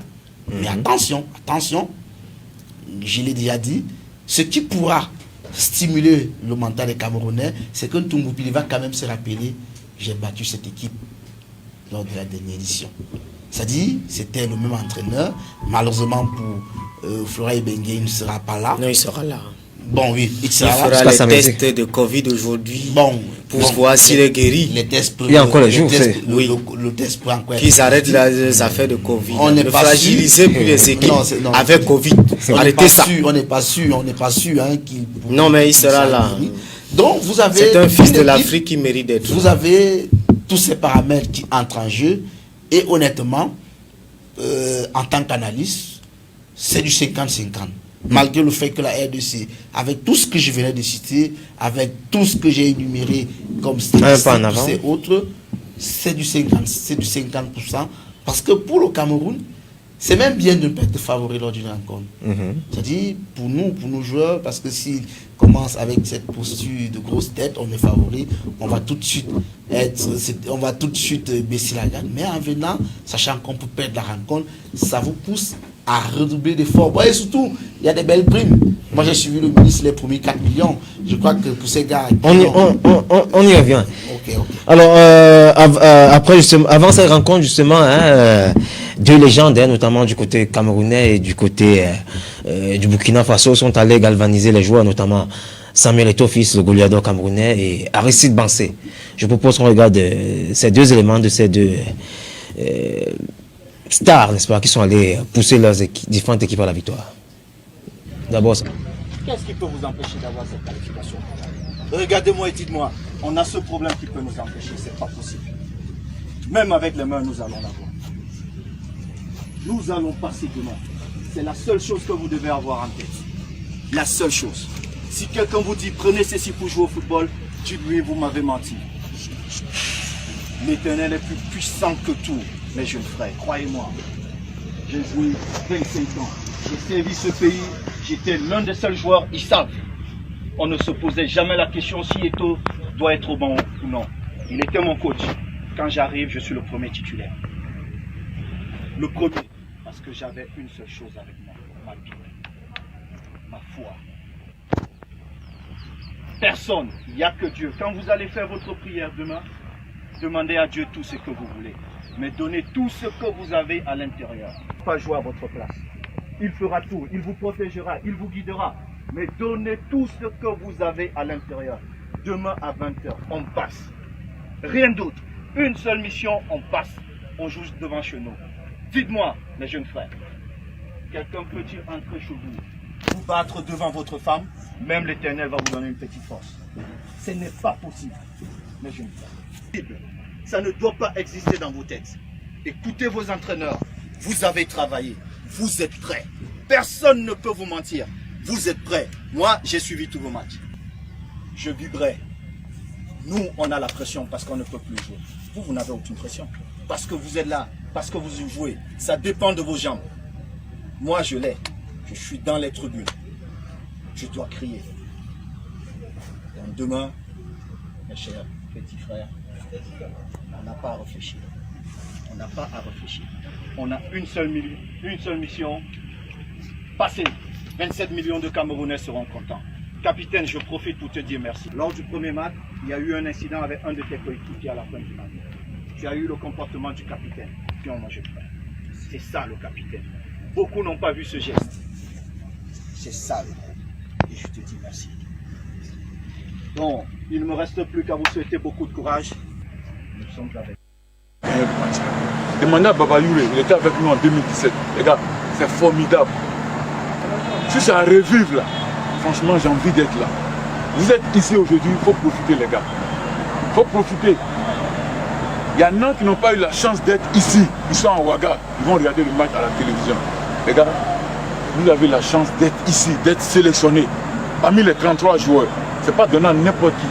C'est les meilleurs du pays qui sont arrivés ici. Donc, les gars, prenez conscience. Prenez conscience. Moi, aujourd'hui, peut-être que je regrette. Peut-être que je regrette. J'ai arrêté aujourd'hui. J'ai dit, mais si on avait remporté peut-être en 2013, en 2017, on était 2e et 3e. Mais vous, la chaîne, vous avez déjà gagné un match. D'ailleurs, Youssouf, il y en a qui ont joué, qui n'ont même pas fait une victoire. Mais vous, vous l'avez déjà. Donc, ça veut dire, les gars, on ne doit pas baisser les bras. Demain, là, on va rentrer sur le terrain. C'est vrai que c'est Cameroun, hein. Nous, là, c'est le Burkina Faso. Et on connaît le Burkina Faso. On sait que quand on joue, on se bat. On donne tout. On va rentrer. Et on va se battre pour avoir la victoire. Les gars, que Dieu vous protège.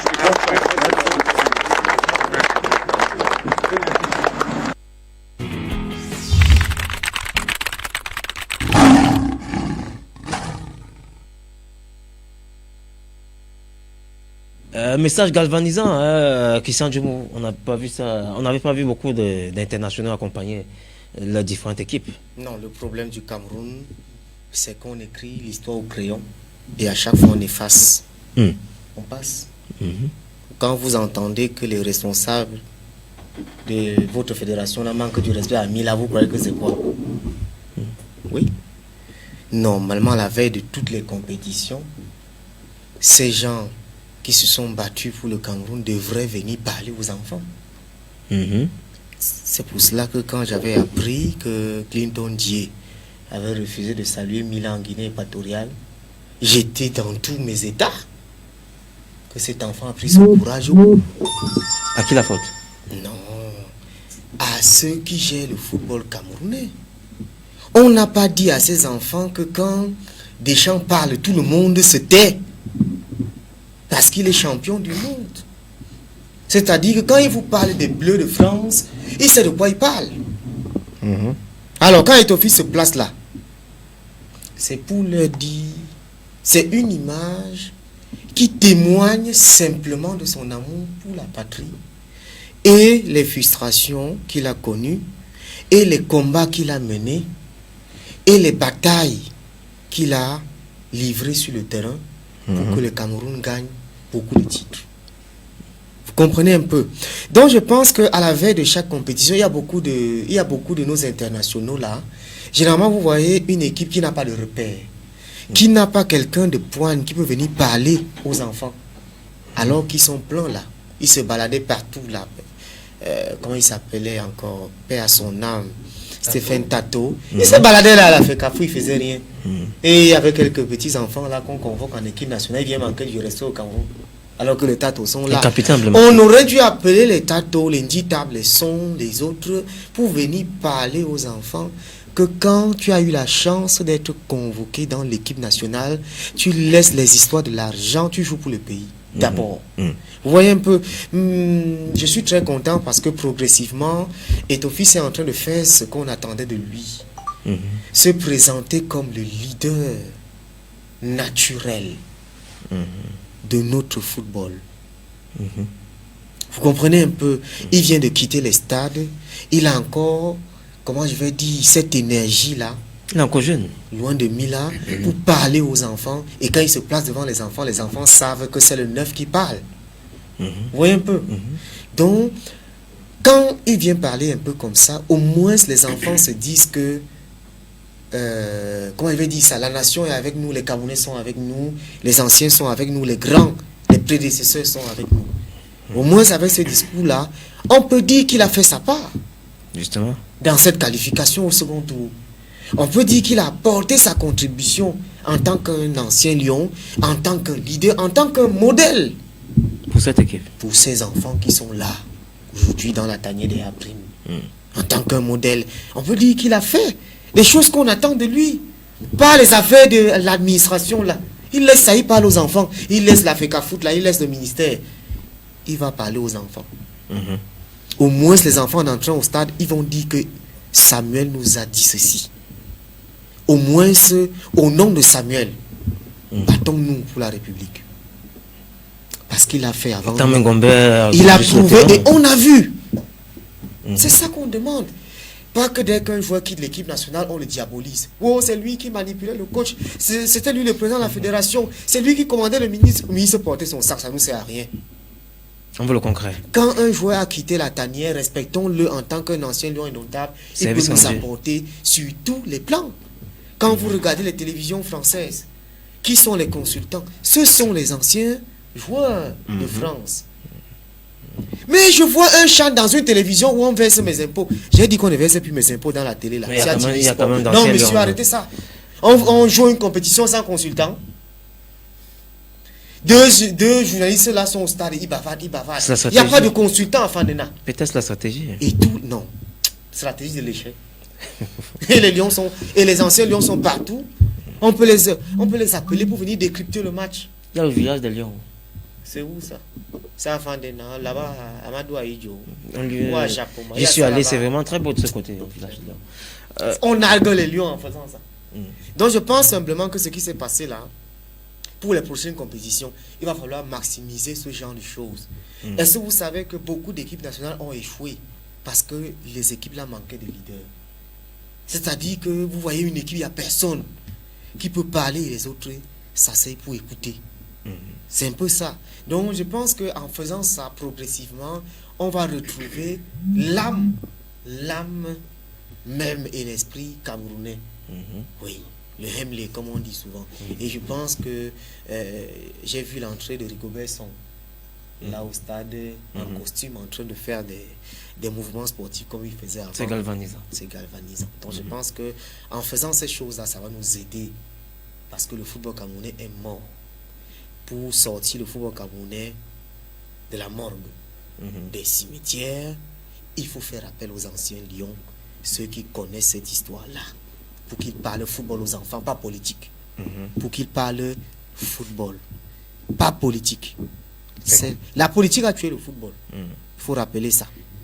Et pour qu'on avance, il faut que les footballeurs parlent football aux enfants.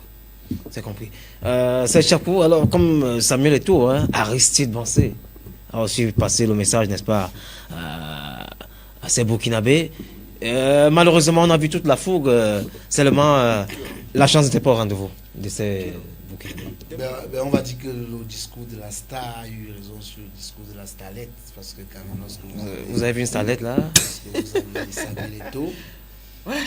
C'est pas Aristide Bansé qu'on a présenté. Non, il est bien vrai. Du côté du Burkina aussi. Bon, Aristide Bansé est une star. C'est une référence. Bon, c'est une référence, c'est juste pour détendre un peu l'atmosphère. Bon, Eto'o en termes de vécu, honnêtement, il va falloir des générations d'Africains pour pouvoir encore avoir un footballeur comme Eto'o en matière de vécu. Parce que vous avez la chance. Il y a Moukoko qui va arriver bientôt. Moukoko, il est allemand. Laissez Moukoko tranquille. C'est un Camerounais. Il est allemand, il n'est pas dans mon Moukoko, ça sonne camerounais.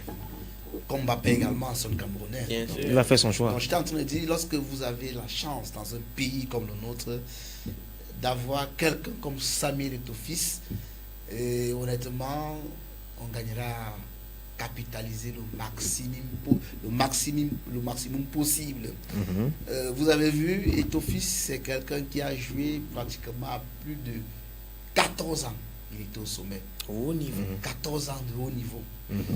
Et quand vous regardez la nouvelle génération qui est arrivée, vous avez Yaya Touré, à peine 7 ans, c'était fini. Vous avez eu Aubameyang, quelques années, c'était fini. 3 ans.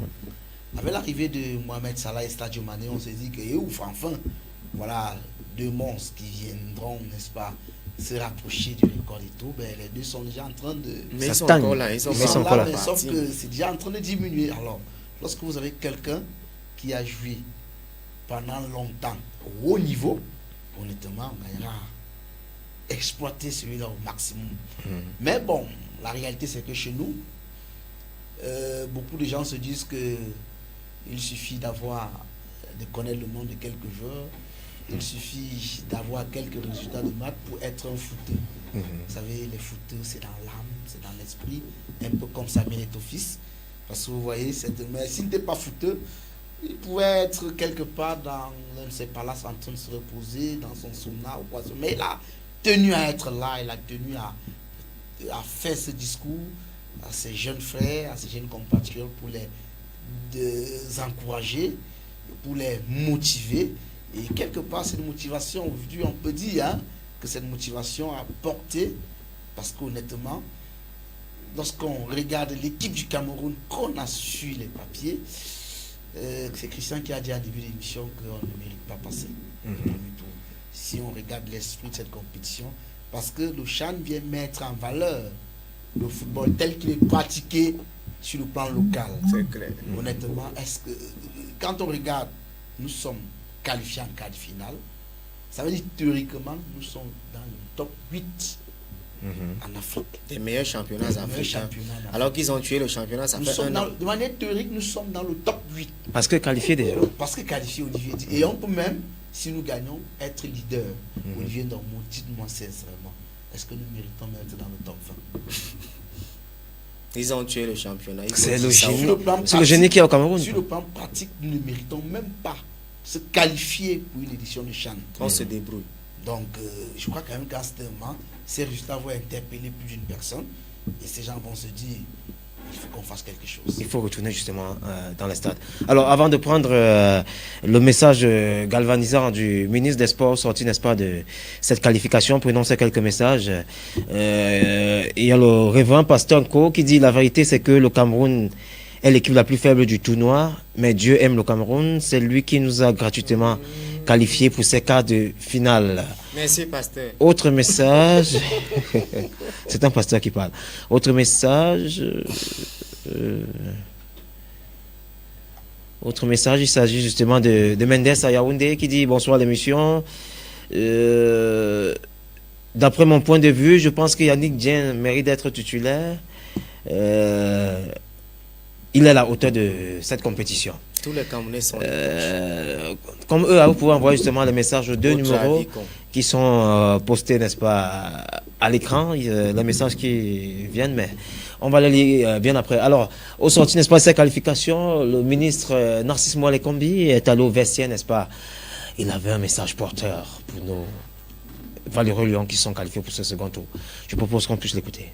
Arrivé, qu'est-ce qu'il va dire? On ne sait pas. Ce qui est sûr, il va parler. À toi l'amour et le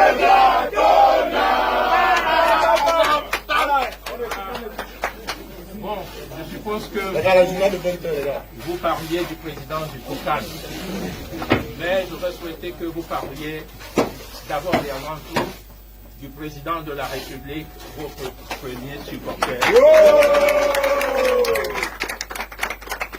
Il vous a demandé, tout en vous félicitant après votre victoire, le tout premier match de cette poule, puisqu'il s'agissait du match couplé à la cérémonie d'ouverture, il vous a demandé de défendre la patrie avec ardeur, vigueur et ferveur.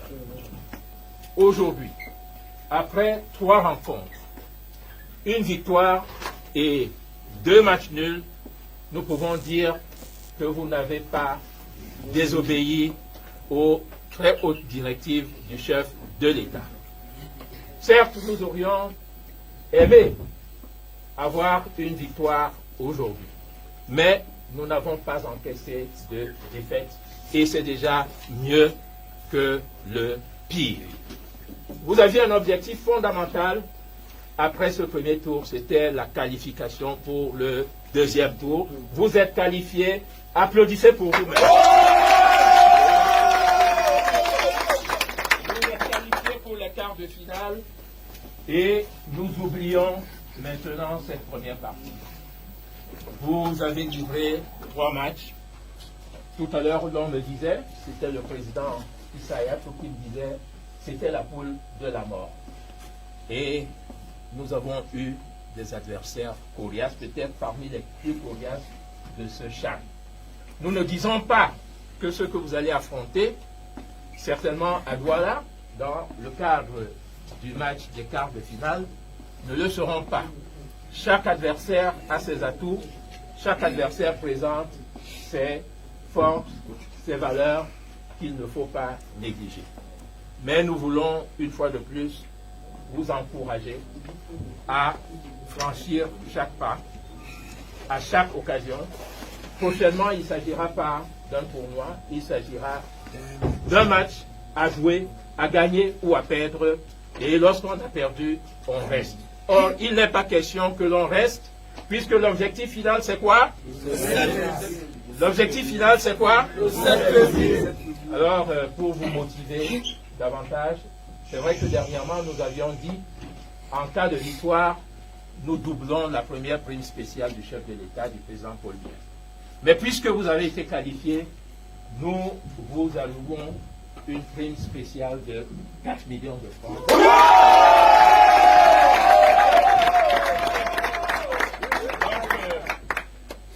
Merci. Nous parlons au nom des supporters camerounais que vous avez vus aujourd'hui, très enthousiastes, et qui en attendent davantage de vous, qui attendent de vous donc pour la prochaine occasion une victoire et non plus un match nul. Merci. Monsieur le ministre, il a parlé, il a bien parlé. On est calme, il a l'eau qui écoute. Il a l'eau. Mon frère.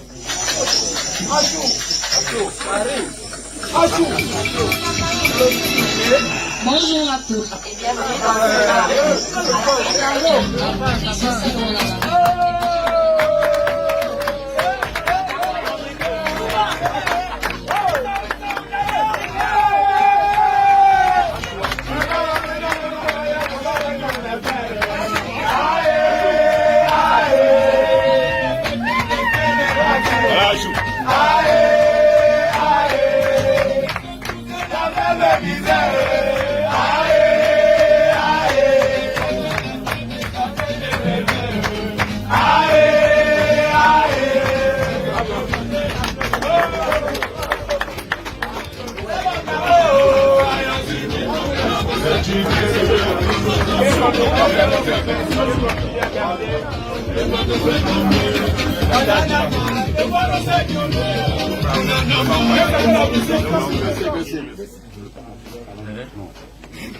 Vous avez vu, a été extraordinaire, il a été magnifique. Nous voulons l'encourager à continuer à garder avec cette arme, avec cette force, cette puissance, les cages de la République, parce que c'est des cages de la République.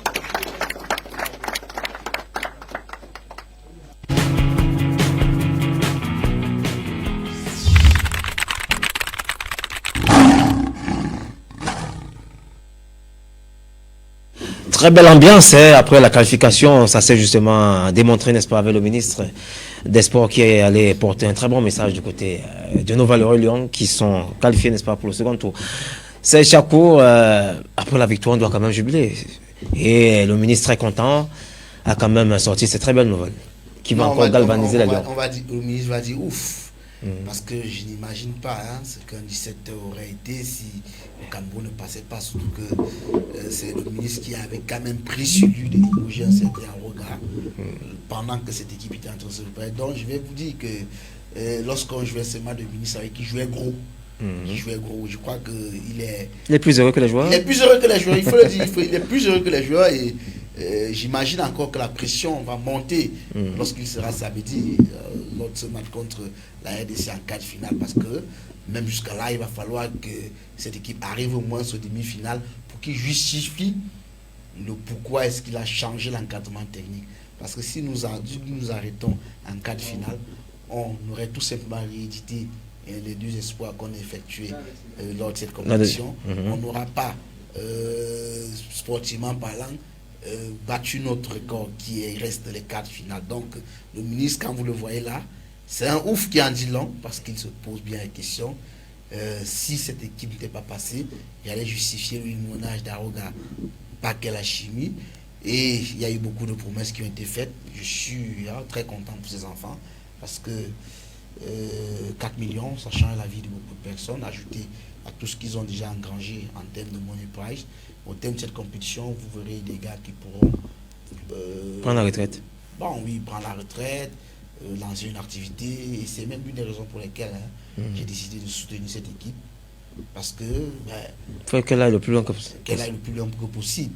Si elle arrive à gagner, un gars peut se retrouver avec 20 millions et il n'ira pas en disant que le football ne lui a pas souri. Et honnêtement, il faut vraiment que ces promesses qu'on tienne devant les caméras soient tenues. Parce qu'il ne faudrait pas qu'on lance une autre campagne pour dire où sont les 4 millions des Lions. Et il ne faudra vraiment pas se passer. Christian Djomo, le ministre qui va galvaniser les Lions après la qualification. C'est de bonnes guerres. Oui. Bon courage, monsieur le ministre. Vous savez pourquoi je le dis, non? Parce que le ministre, ce n'est pas ça qu'on attendait d'un grand monsieur comme lui. Un ministre doit galvaniser les joueurs après la victoire. Je ne parle pas de ce qu'il a fait dans les vestiaires. Ah, d'accord.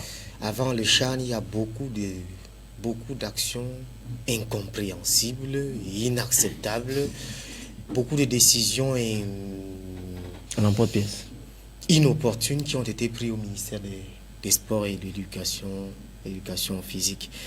Il doit beaucoup prier chaque jour que les Lions jouent parce qu'il sait que il est à la loupe. Et j'insiste, je connais le Cameroun. Moi, j'ai vu des enfants de moins de 17 ans qui ont gagné une canne. On a confisqué leur argent. On a dit qu'on ne donne pas l'argent aux enfants. Donc, je souhaite... On n'était pas encore majeur. Vivement, ils ont les parents. Je souhaite que cet argent qu'on promet soit effectivement remis aux joueurs.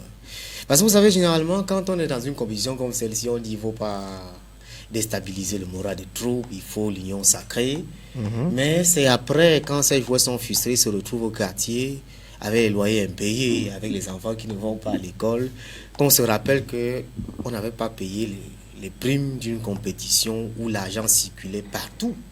J'espère que vous voyez les voitures CHAN là, avec les chauffeurs et les clims. Vous voyez ça, non? Voilà.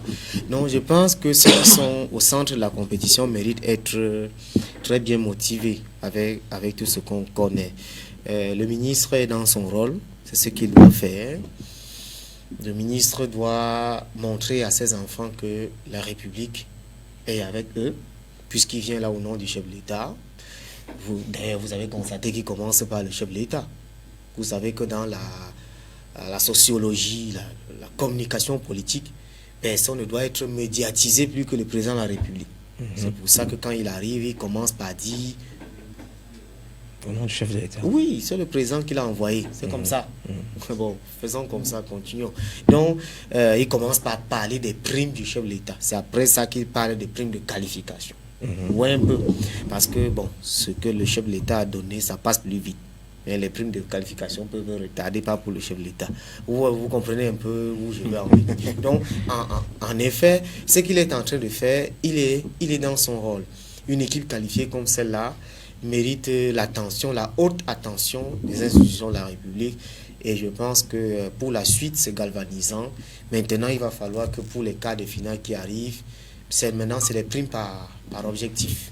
Vous voyez un peu. Donc maintenant, on fonce jusqu'au loin des discours. Il va falloir être pratique sur le terrain contre la RDC. Je pense que tout ce qui s'est passé avant le CHAN ou avant le CHAN, pour le moment, on a oublié. Donc c'est après la sortie ou bien après la victoire des Lions qu'on va faire le vrai bilan. Mais pour le moment, on encourage les gars aller plus loin que possible. Aller plus loin que possible parce que c'est une affaire de la République, c'est une affaire de l'image du Cameroun, c'est une affaire des milliards du peuple camerounais qu'on a dépensé pour les infrastructures, c'est une affaire de sacrifice commun qu'on a fait pour accueillir cette compétition. Et je pense que rien que pour ça, ils doivent mouiller le maillot. Ils doivent On va leur souhaiter beaucoup de courage. Alors, ils doivent justement mouiller le maillot. Alors, on va sortir justement avec cette affaire de Lyon, avec cette rencontre face à la RDC. Alors, c'est Tchakou en un mot. Est-ce que le Cameroun pourra se passer de la RDC samedi prochain? Vous voulez la réaction du patriote ou celle du consultant? Les deux. Ben, en patriote, le Cameroun va gagner. Le Cameroun va gagner la RDC, on va se qualifier. On va jouer les demi-finales contre, je ne sais, ça doit être la Guinée. On va gagner, on reviendra à Yaoundé pour la finale et on doit la gagner. Ça, c'est la réaction du patriote. Et nous avons même lancé dans les réseaux sociaux pour titiller les gens de Douala de faire l'équipe sauf parce que nous avons réussi à qualifier l'équipe pour le second tour. Malgré les on difficultés. les donne l'équipe à eux. On a fait ce qu'il fallait. On a fait ce qu'il fallait. À Douala, requalifier l'équipe pour la finale, nous renvoyer l'équipe nationale À Yaoundé. à Yaoundé et On est porté trop le 7 février. Ça, c'est la réaction du patriote. Maintenant, je vais parler en tant qu'analyste. C'est une compétition très difficile.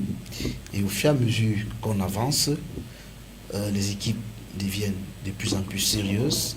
Si vous regardez très bien toutes les équipes qui sont représentées, qui vont être représentées en huitième de finale, vous avez le Mali qui a le Djoliba. C'est un club malien, c'est une équipe qui fait la pluie et le beau temps. Le stade malien, des équipes qui sont réputées généralement lorsqu'il y a championnat africain au Coupe de la CAF, sont des équipes qui généralement réussissent à se qualifier. Vous avez le Cameroun, heureusement, Coton Sport de Garoua, pour cette autre édition, a réussi à enlever le Sandam parce qu'il y a quelques années encore, c'était carrément net. Toutes les équipes du Cameroun rentraient immédiatement au premier tour. Vous avez la RDC, on l'a dit, avec c'est énorme. Ces deux grandes équipes. Tout puissant, Mazembe, le Vita. Et la réalité aussi, l'une des forces de cette équipe, c'est que la RDC ne se contente pas d'avoir une sélection A et une sélection A'. La sélection A', c'est généralement l'antichambre de la sélection A. Lorsque vous allez voir cette équipe jouant les éliminatoires de la CAN, la vraie CAN, la grande, en 2022 au Cameroun, la Coupe du Monde, vous allez encore voir les mêmes joueurs. Ils iront en Europe chercher quelques éléments pour venir compléter. Et c'est la raison pour laquelle les équipes comme ceux de la RDC sont très fortes. Vous allez voir le Congo, qui a également le même statut, n'ayant pas beaucoup de professionnels, s'appuie d'abord sur des joueurs locaux. Et une fois les joueurs locaux travaillés, on appelle quelques internationaux au moment où l'équipe A doit descendre à l'arène pour venir défendre les couleurs du Congo. Je suis cette fois-ci là de l'autre côté du fleuve, pas évident. Vous voyez que toutes les équipes qui sont qualifiées ont quand même une équipe sur qui s'appuyer dans le championnat, une équipe de référence. Et quand vous allez regarder les deux autres poules, vous verrez que les équipes qui sont en pole position de se qualifier ne dérogent pas à cette règle. Si vous prenez la Zambie, vous verrez l'Esco United, cette équipe qui a réussi en ce moment à se qualifier pour une phase de poule de Champions League. Cette équipe qui a battu le Coton Sport de Garoua, c'était lors de l'édition, la dernière fois Coton Sport de Garoua a joué la phase de poule en aller-retour. Vous allez voir, c'est une équipe qui est bien structurée. D'ailleurs, certains de nos compatriotes n'hésitent plus à aller chercher fortune du côté de la Zambie parce qu'ils ont structuré le championnat. Vous avez des joueurs qui peuvent toucher 5 000 $ de salaire. En Zambie, faites vous-même le calcul, 5 000 $ c'est l'équivalent de 2 millions et demi de francs CFA carrément. Vous avez la Guinée-Conakry de Pascal Fenoulo, du président Alpha Condé. Cette Guinée qui a une grande équipe, le Oroya. C'est une équipe qui, depuis pratiquement 5 ans, réussit toujours à jouer au moins la phase de poule de la Champions League. C'est une phase très lucrative parce qu'elle permet aux équipes qui la disputent de engranger au moins 300 millions de francs CFA. Une fois injectés, on réussit à développer les équipes. Quand vous allez regarder le Maroc, qui est aussi en pole position de se qualifier. Le championnat maghrébin, c'est un championnat excellent.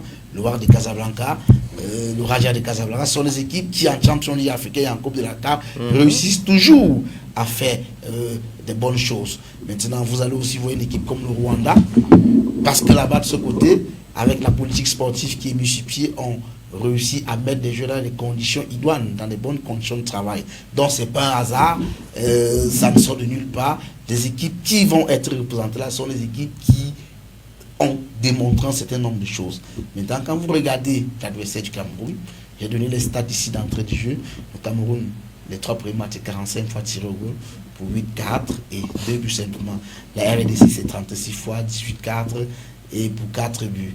Quand vous voyez le contenu du jeu, c'est que la RDC propose, honnêtement, il n'y a pas match. Honnêtement, il n'y a pas match.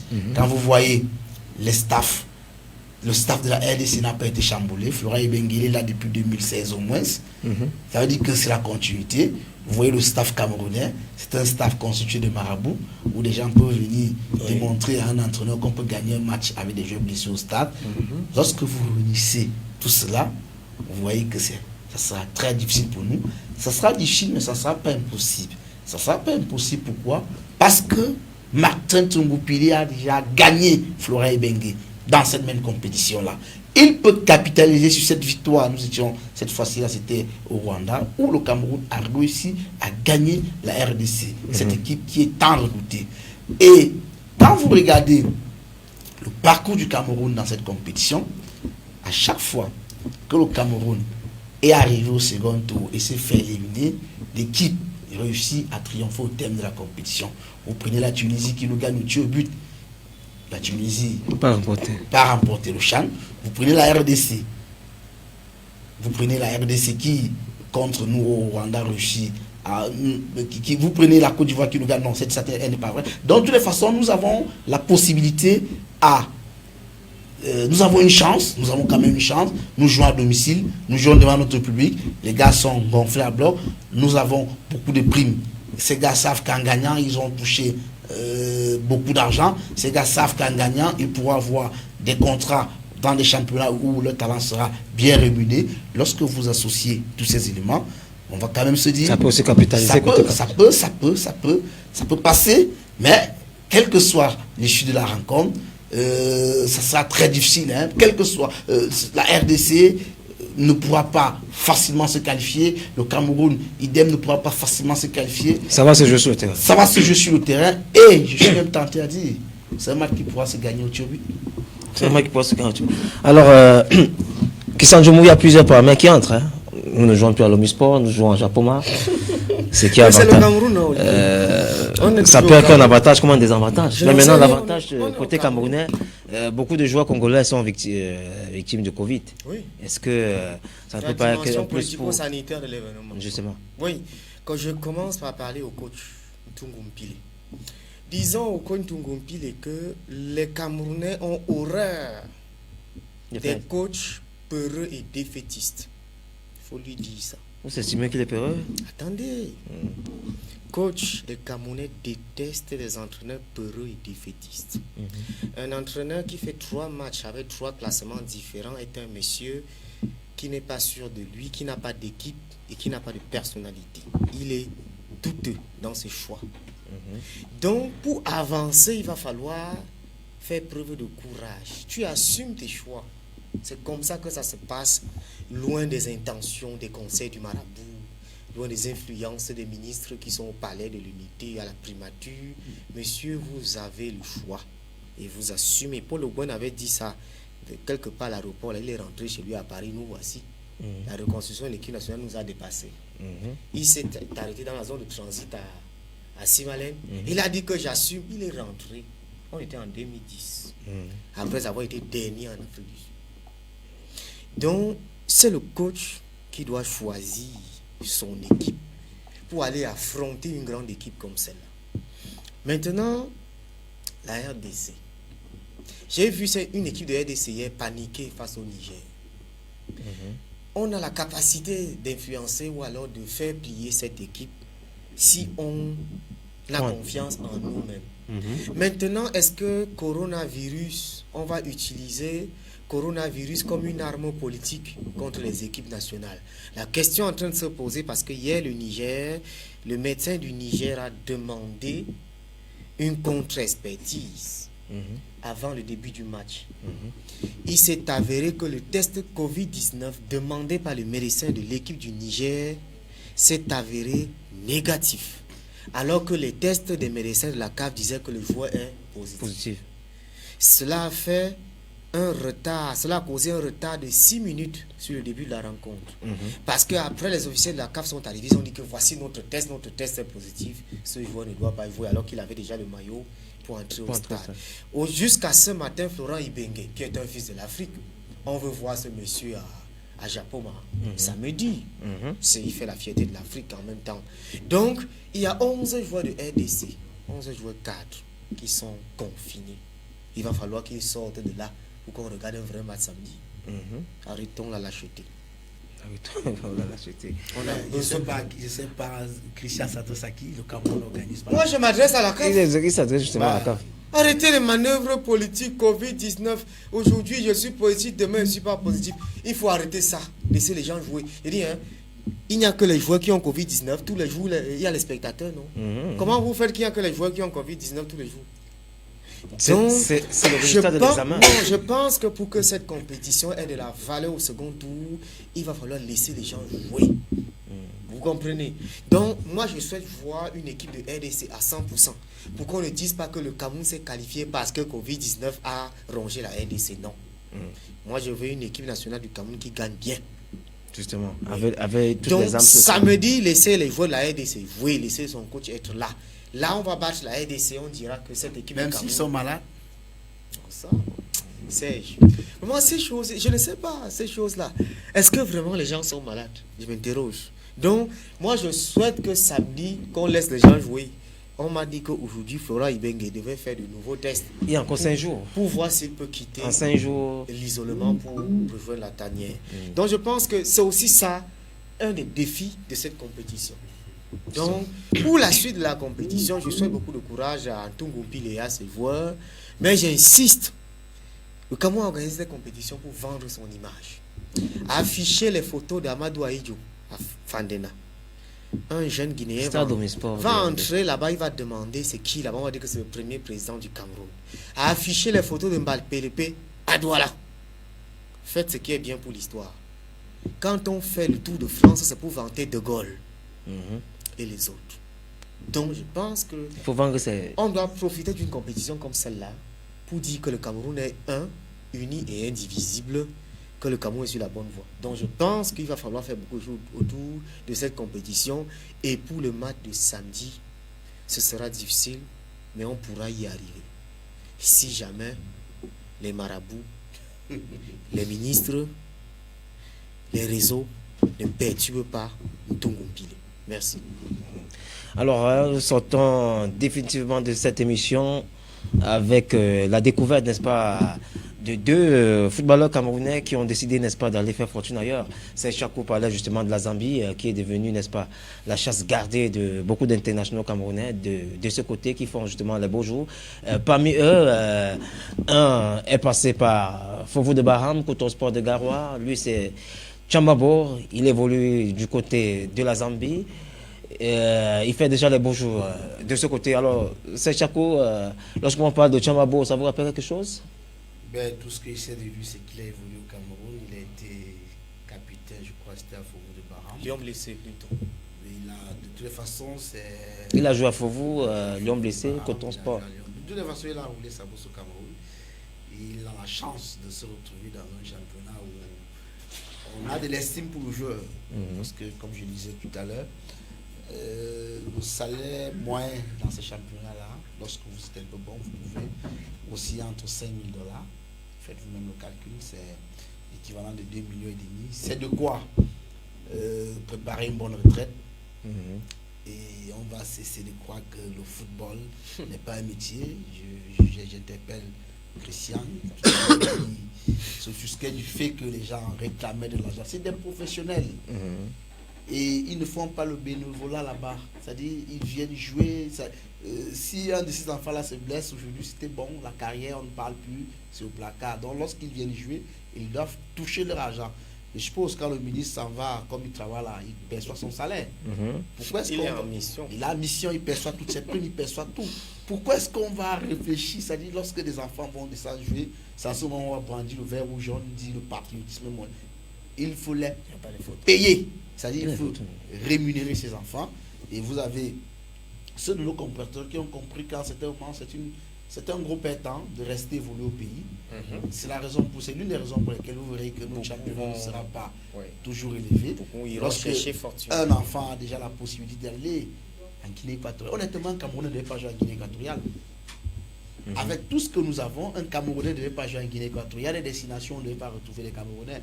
C'est un peu comme quoi vous allez en Amérique du Sud et vous retrouvez un Brésilien en train de jouer, il va dire quoi, au Pérou. Ça sonne un peu mal. Lorsqu'on s'appelle Cameroun, en Afrique, on devait jouer au Cameroun. Si on ne peut pas jouer au Cameroun, c'est en Europe, c'est dans le meilleur championnat. Mais sauf que nous avons des gens qui ont décidé de détruire ce football. Donc, comme je disais, bien fait pour lui. Là, il pourra au moins se construire la maison de ses parents, rester au pays. Parce que lorsque vous avez la possibilité de toucher 5 000 $ par mois et que vous jouez pendant 2 saisons, vous pouvez vous retrouver avec pratiquement 50 millions. C'est de quoi construire une belle maison, c'est de quoi faire des projets dans la vie, c'est de quoi investir. Et contrairement à nos enfants, nos jeunes frères qui vivent ici, lorsqu'ils finissent de manioc, loin de manger le bâton, lorsqu'ils canon finissent à une fond, saison, bam. ils ne peuvent pas vous montrer 20 000 francs qu'ils ont épargnés. Ils ne peuvent pas vous montrer un souvenir, c'est-à-dire un vêtement qu'ils ont acheté parce qu'ils ont épargné de leur salaire. Et là, on verra toujours des talents camerounais sortis pour aller trouver fortune ailleurs. Il faut noter qu'il n'est pas le seul. Depuis quelques temps, beaucoup de joueurs évoluent de ce côté. Il y a l'ancien gardien des Dignes qui a signé d'abord 2 ans de ce côté et après il a renouvelé encore cette année. Ça veut dire justement qu'aujourd'hui, la Zambie est devenue la chasse gardée, n'est-ce pas, des footballeurs camerounais. Alors, en image, c'est un autre joueur qui a signé, n'est-ce pas, un nouveau contrat du côté de l'Ouzbékistan. On parlait de lui ici encore il y a quelques temps. Lui, c'est... comment son nom peut m'échapper? Mbeke, n'est-ce pas? On avait fait son portrait justement de ce côté. Il avait filé des buts aujourd'hui encore du côté de l'Ouzbékistan. Il vient de signer encore un autre contrat. Christian Diomo, il faut noter qu'aujourd'hui, il ne faut pas seulement aller dans les championnats capés pour faire carrière. C'est le témoignage de la misère du football camerounais. Non, pas la misère camerounais. Non, monsieur. C'est un grand championnat. Vous détestez les vrais mots, hein, Olivier. Il va devoir jouer du côté. Il va devoir signer un gros contrat du côté de l'Ouzbékistan, en termes de milliards. Répétez le nom du pays là, s'il vous plaît. L'Ouzbékistan. Justement. C'est le témoignage de la misère du football camerounais. C'est tout. C'est-à-dire qu'on est capable de tout pour échapper à la misère du champion local. Un pays où on peut faire 1 an, on ne joue pas. Ça ne fait rien à personne. Ils sont là, ils roulent carrosse, fait cafou, ministère des Sports, Ligue. Voilà le Cameroun. Comment un joueur ne peut pas quitter ici pour aller jouer en Centrafrique? Non, pas comme la Centrafrique. Quand même. Si là-bas on joue, pourquoi je ne vais pas jouer en Centrafrique? Est-ce qu'on est d'accord? Donc voilà la différence entre, comment il va dire ça, la coquille vide, grand pays de football, et la réalité sur le terrain. Oui. Quand vous voyez nos enfants fuir par bateau, par route, pour aller chercher fortune ailleurs, c'est simplement parce que non seulement ils tuent leur avenir, ils ne peuvent pas nourrir leur famille, mais même quand ils restent là, il n'y a pas championnat. Donc du coup, c'est mieux d'aller se chercher ailleurs. On ne peut que leur souhaiter bonne chance. Ça, c'est clair. C'est chaque coup, on va sortir par vous.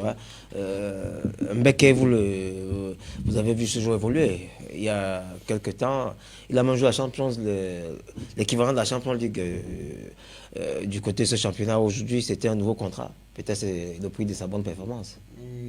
La réaction de Christian me rappelle un peu lorsque le Cameroun devait s'engager avec un nouveau équipementier, le corps sportif. J'avais suivi des gens être très durs envers cet équipementier. Certains disaient même qu'un lion qui s'habille en coq. Bref, vous savez, nous sommes dans un monde mondialisé. Nous sommes dans un monde où les intérêts ont pris le pas sur beaucoup de choses.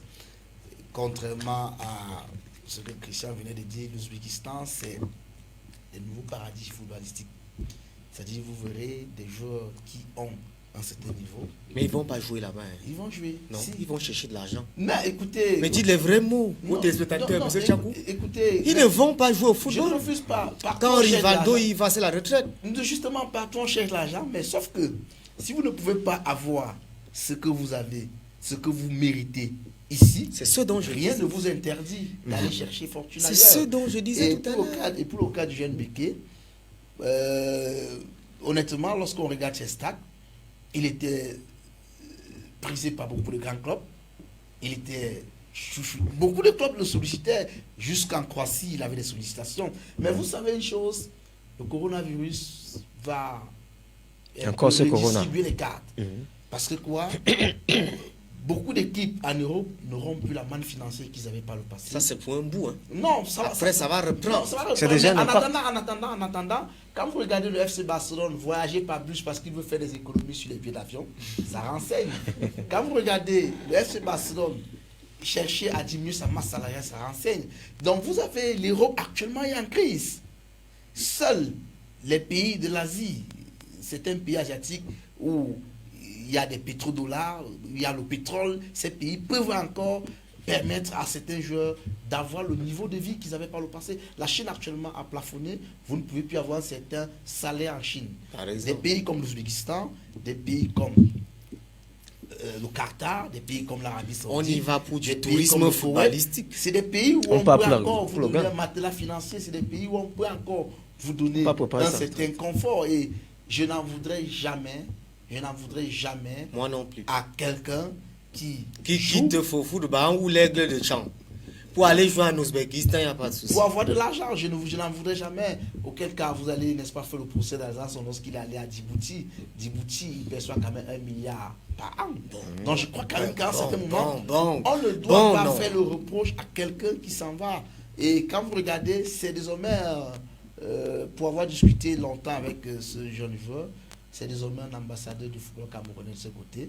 Souvenez-vous, l'Ouzbékistan a, à un certain moment, voulu enrôler Samir Eto'o-Fils dans l'un de ses clubs.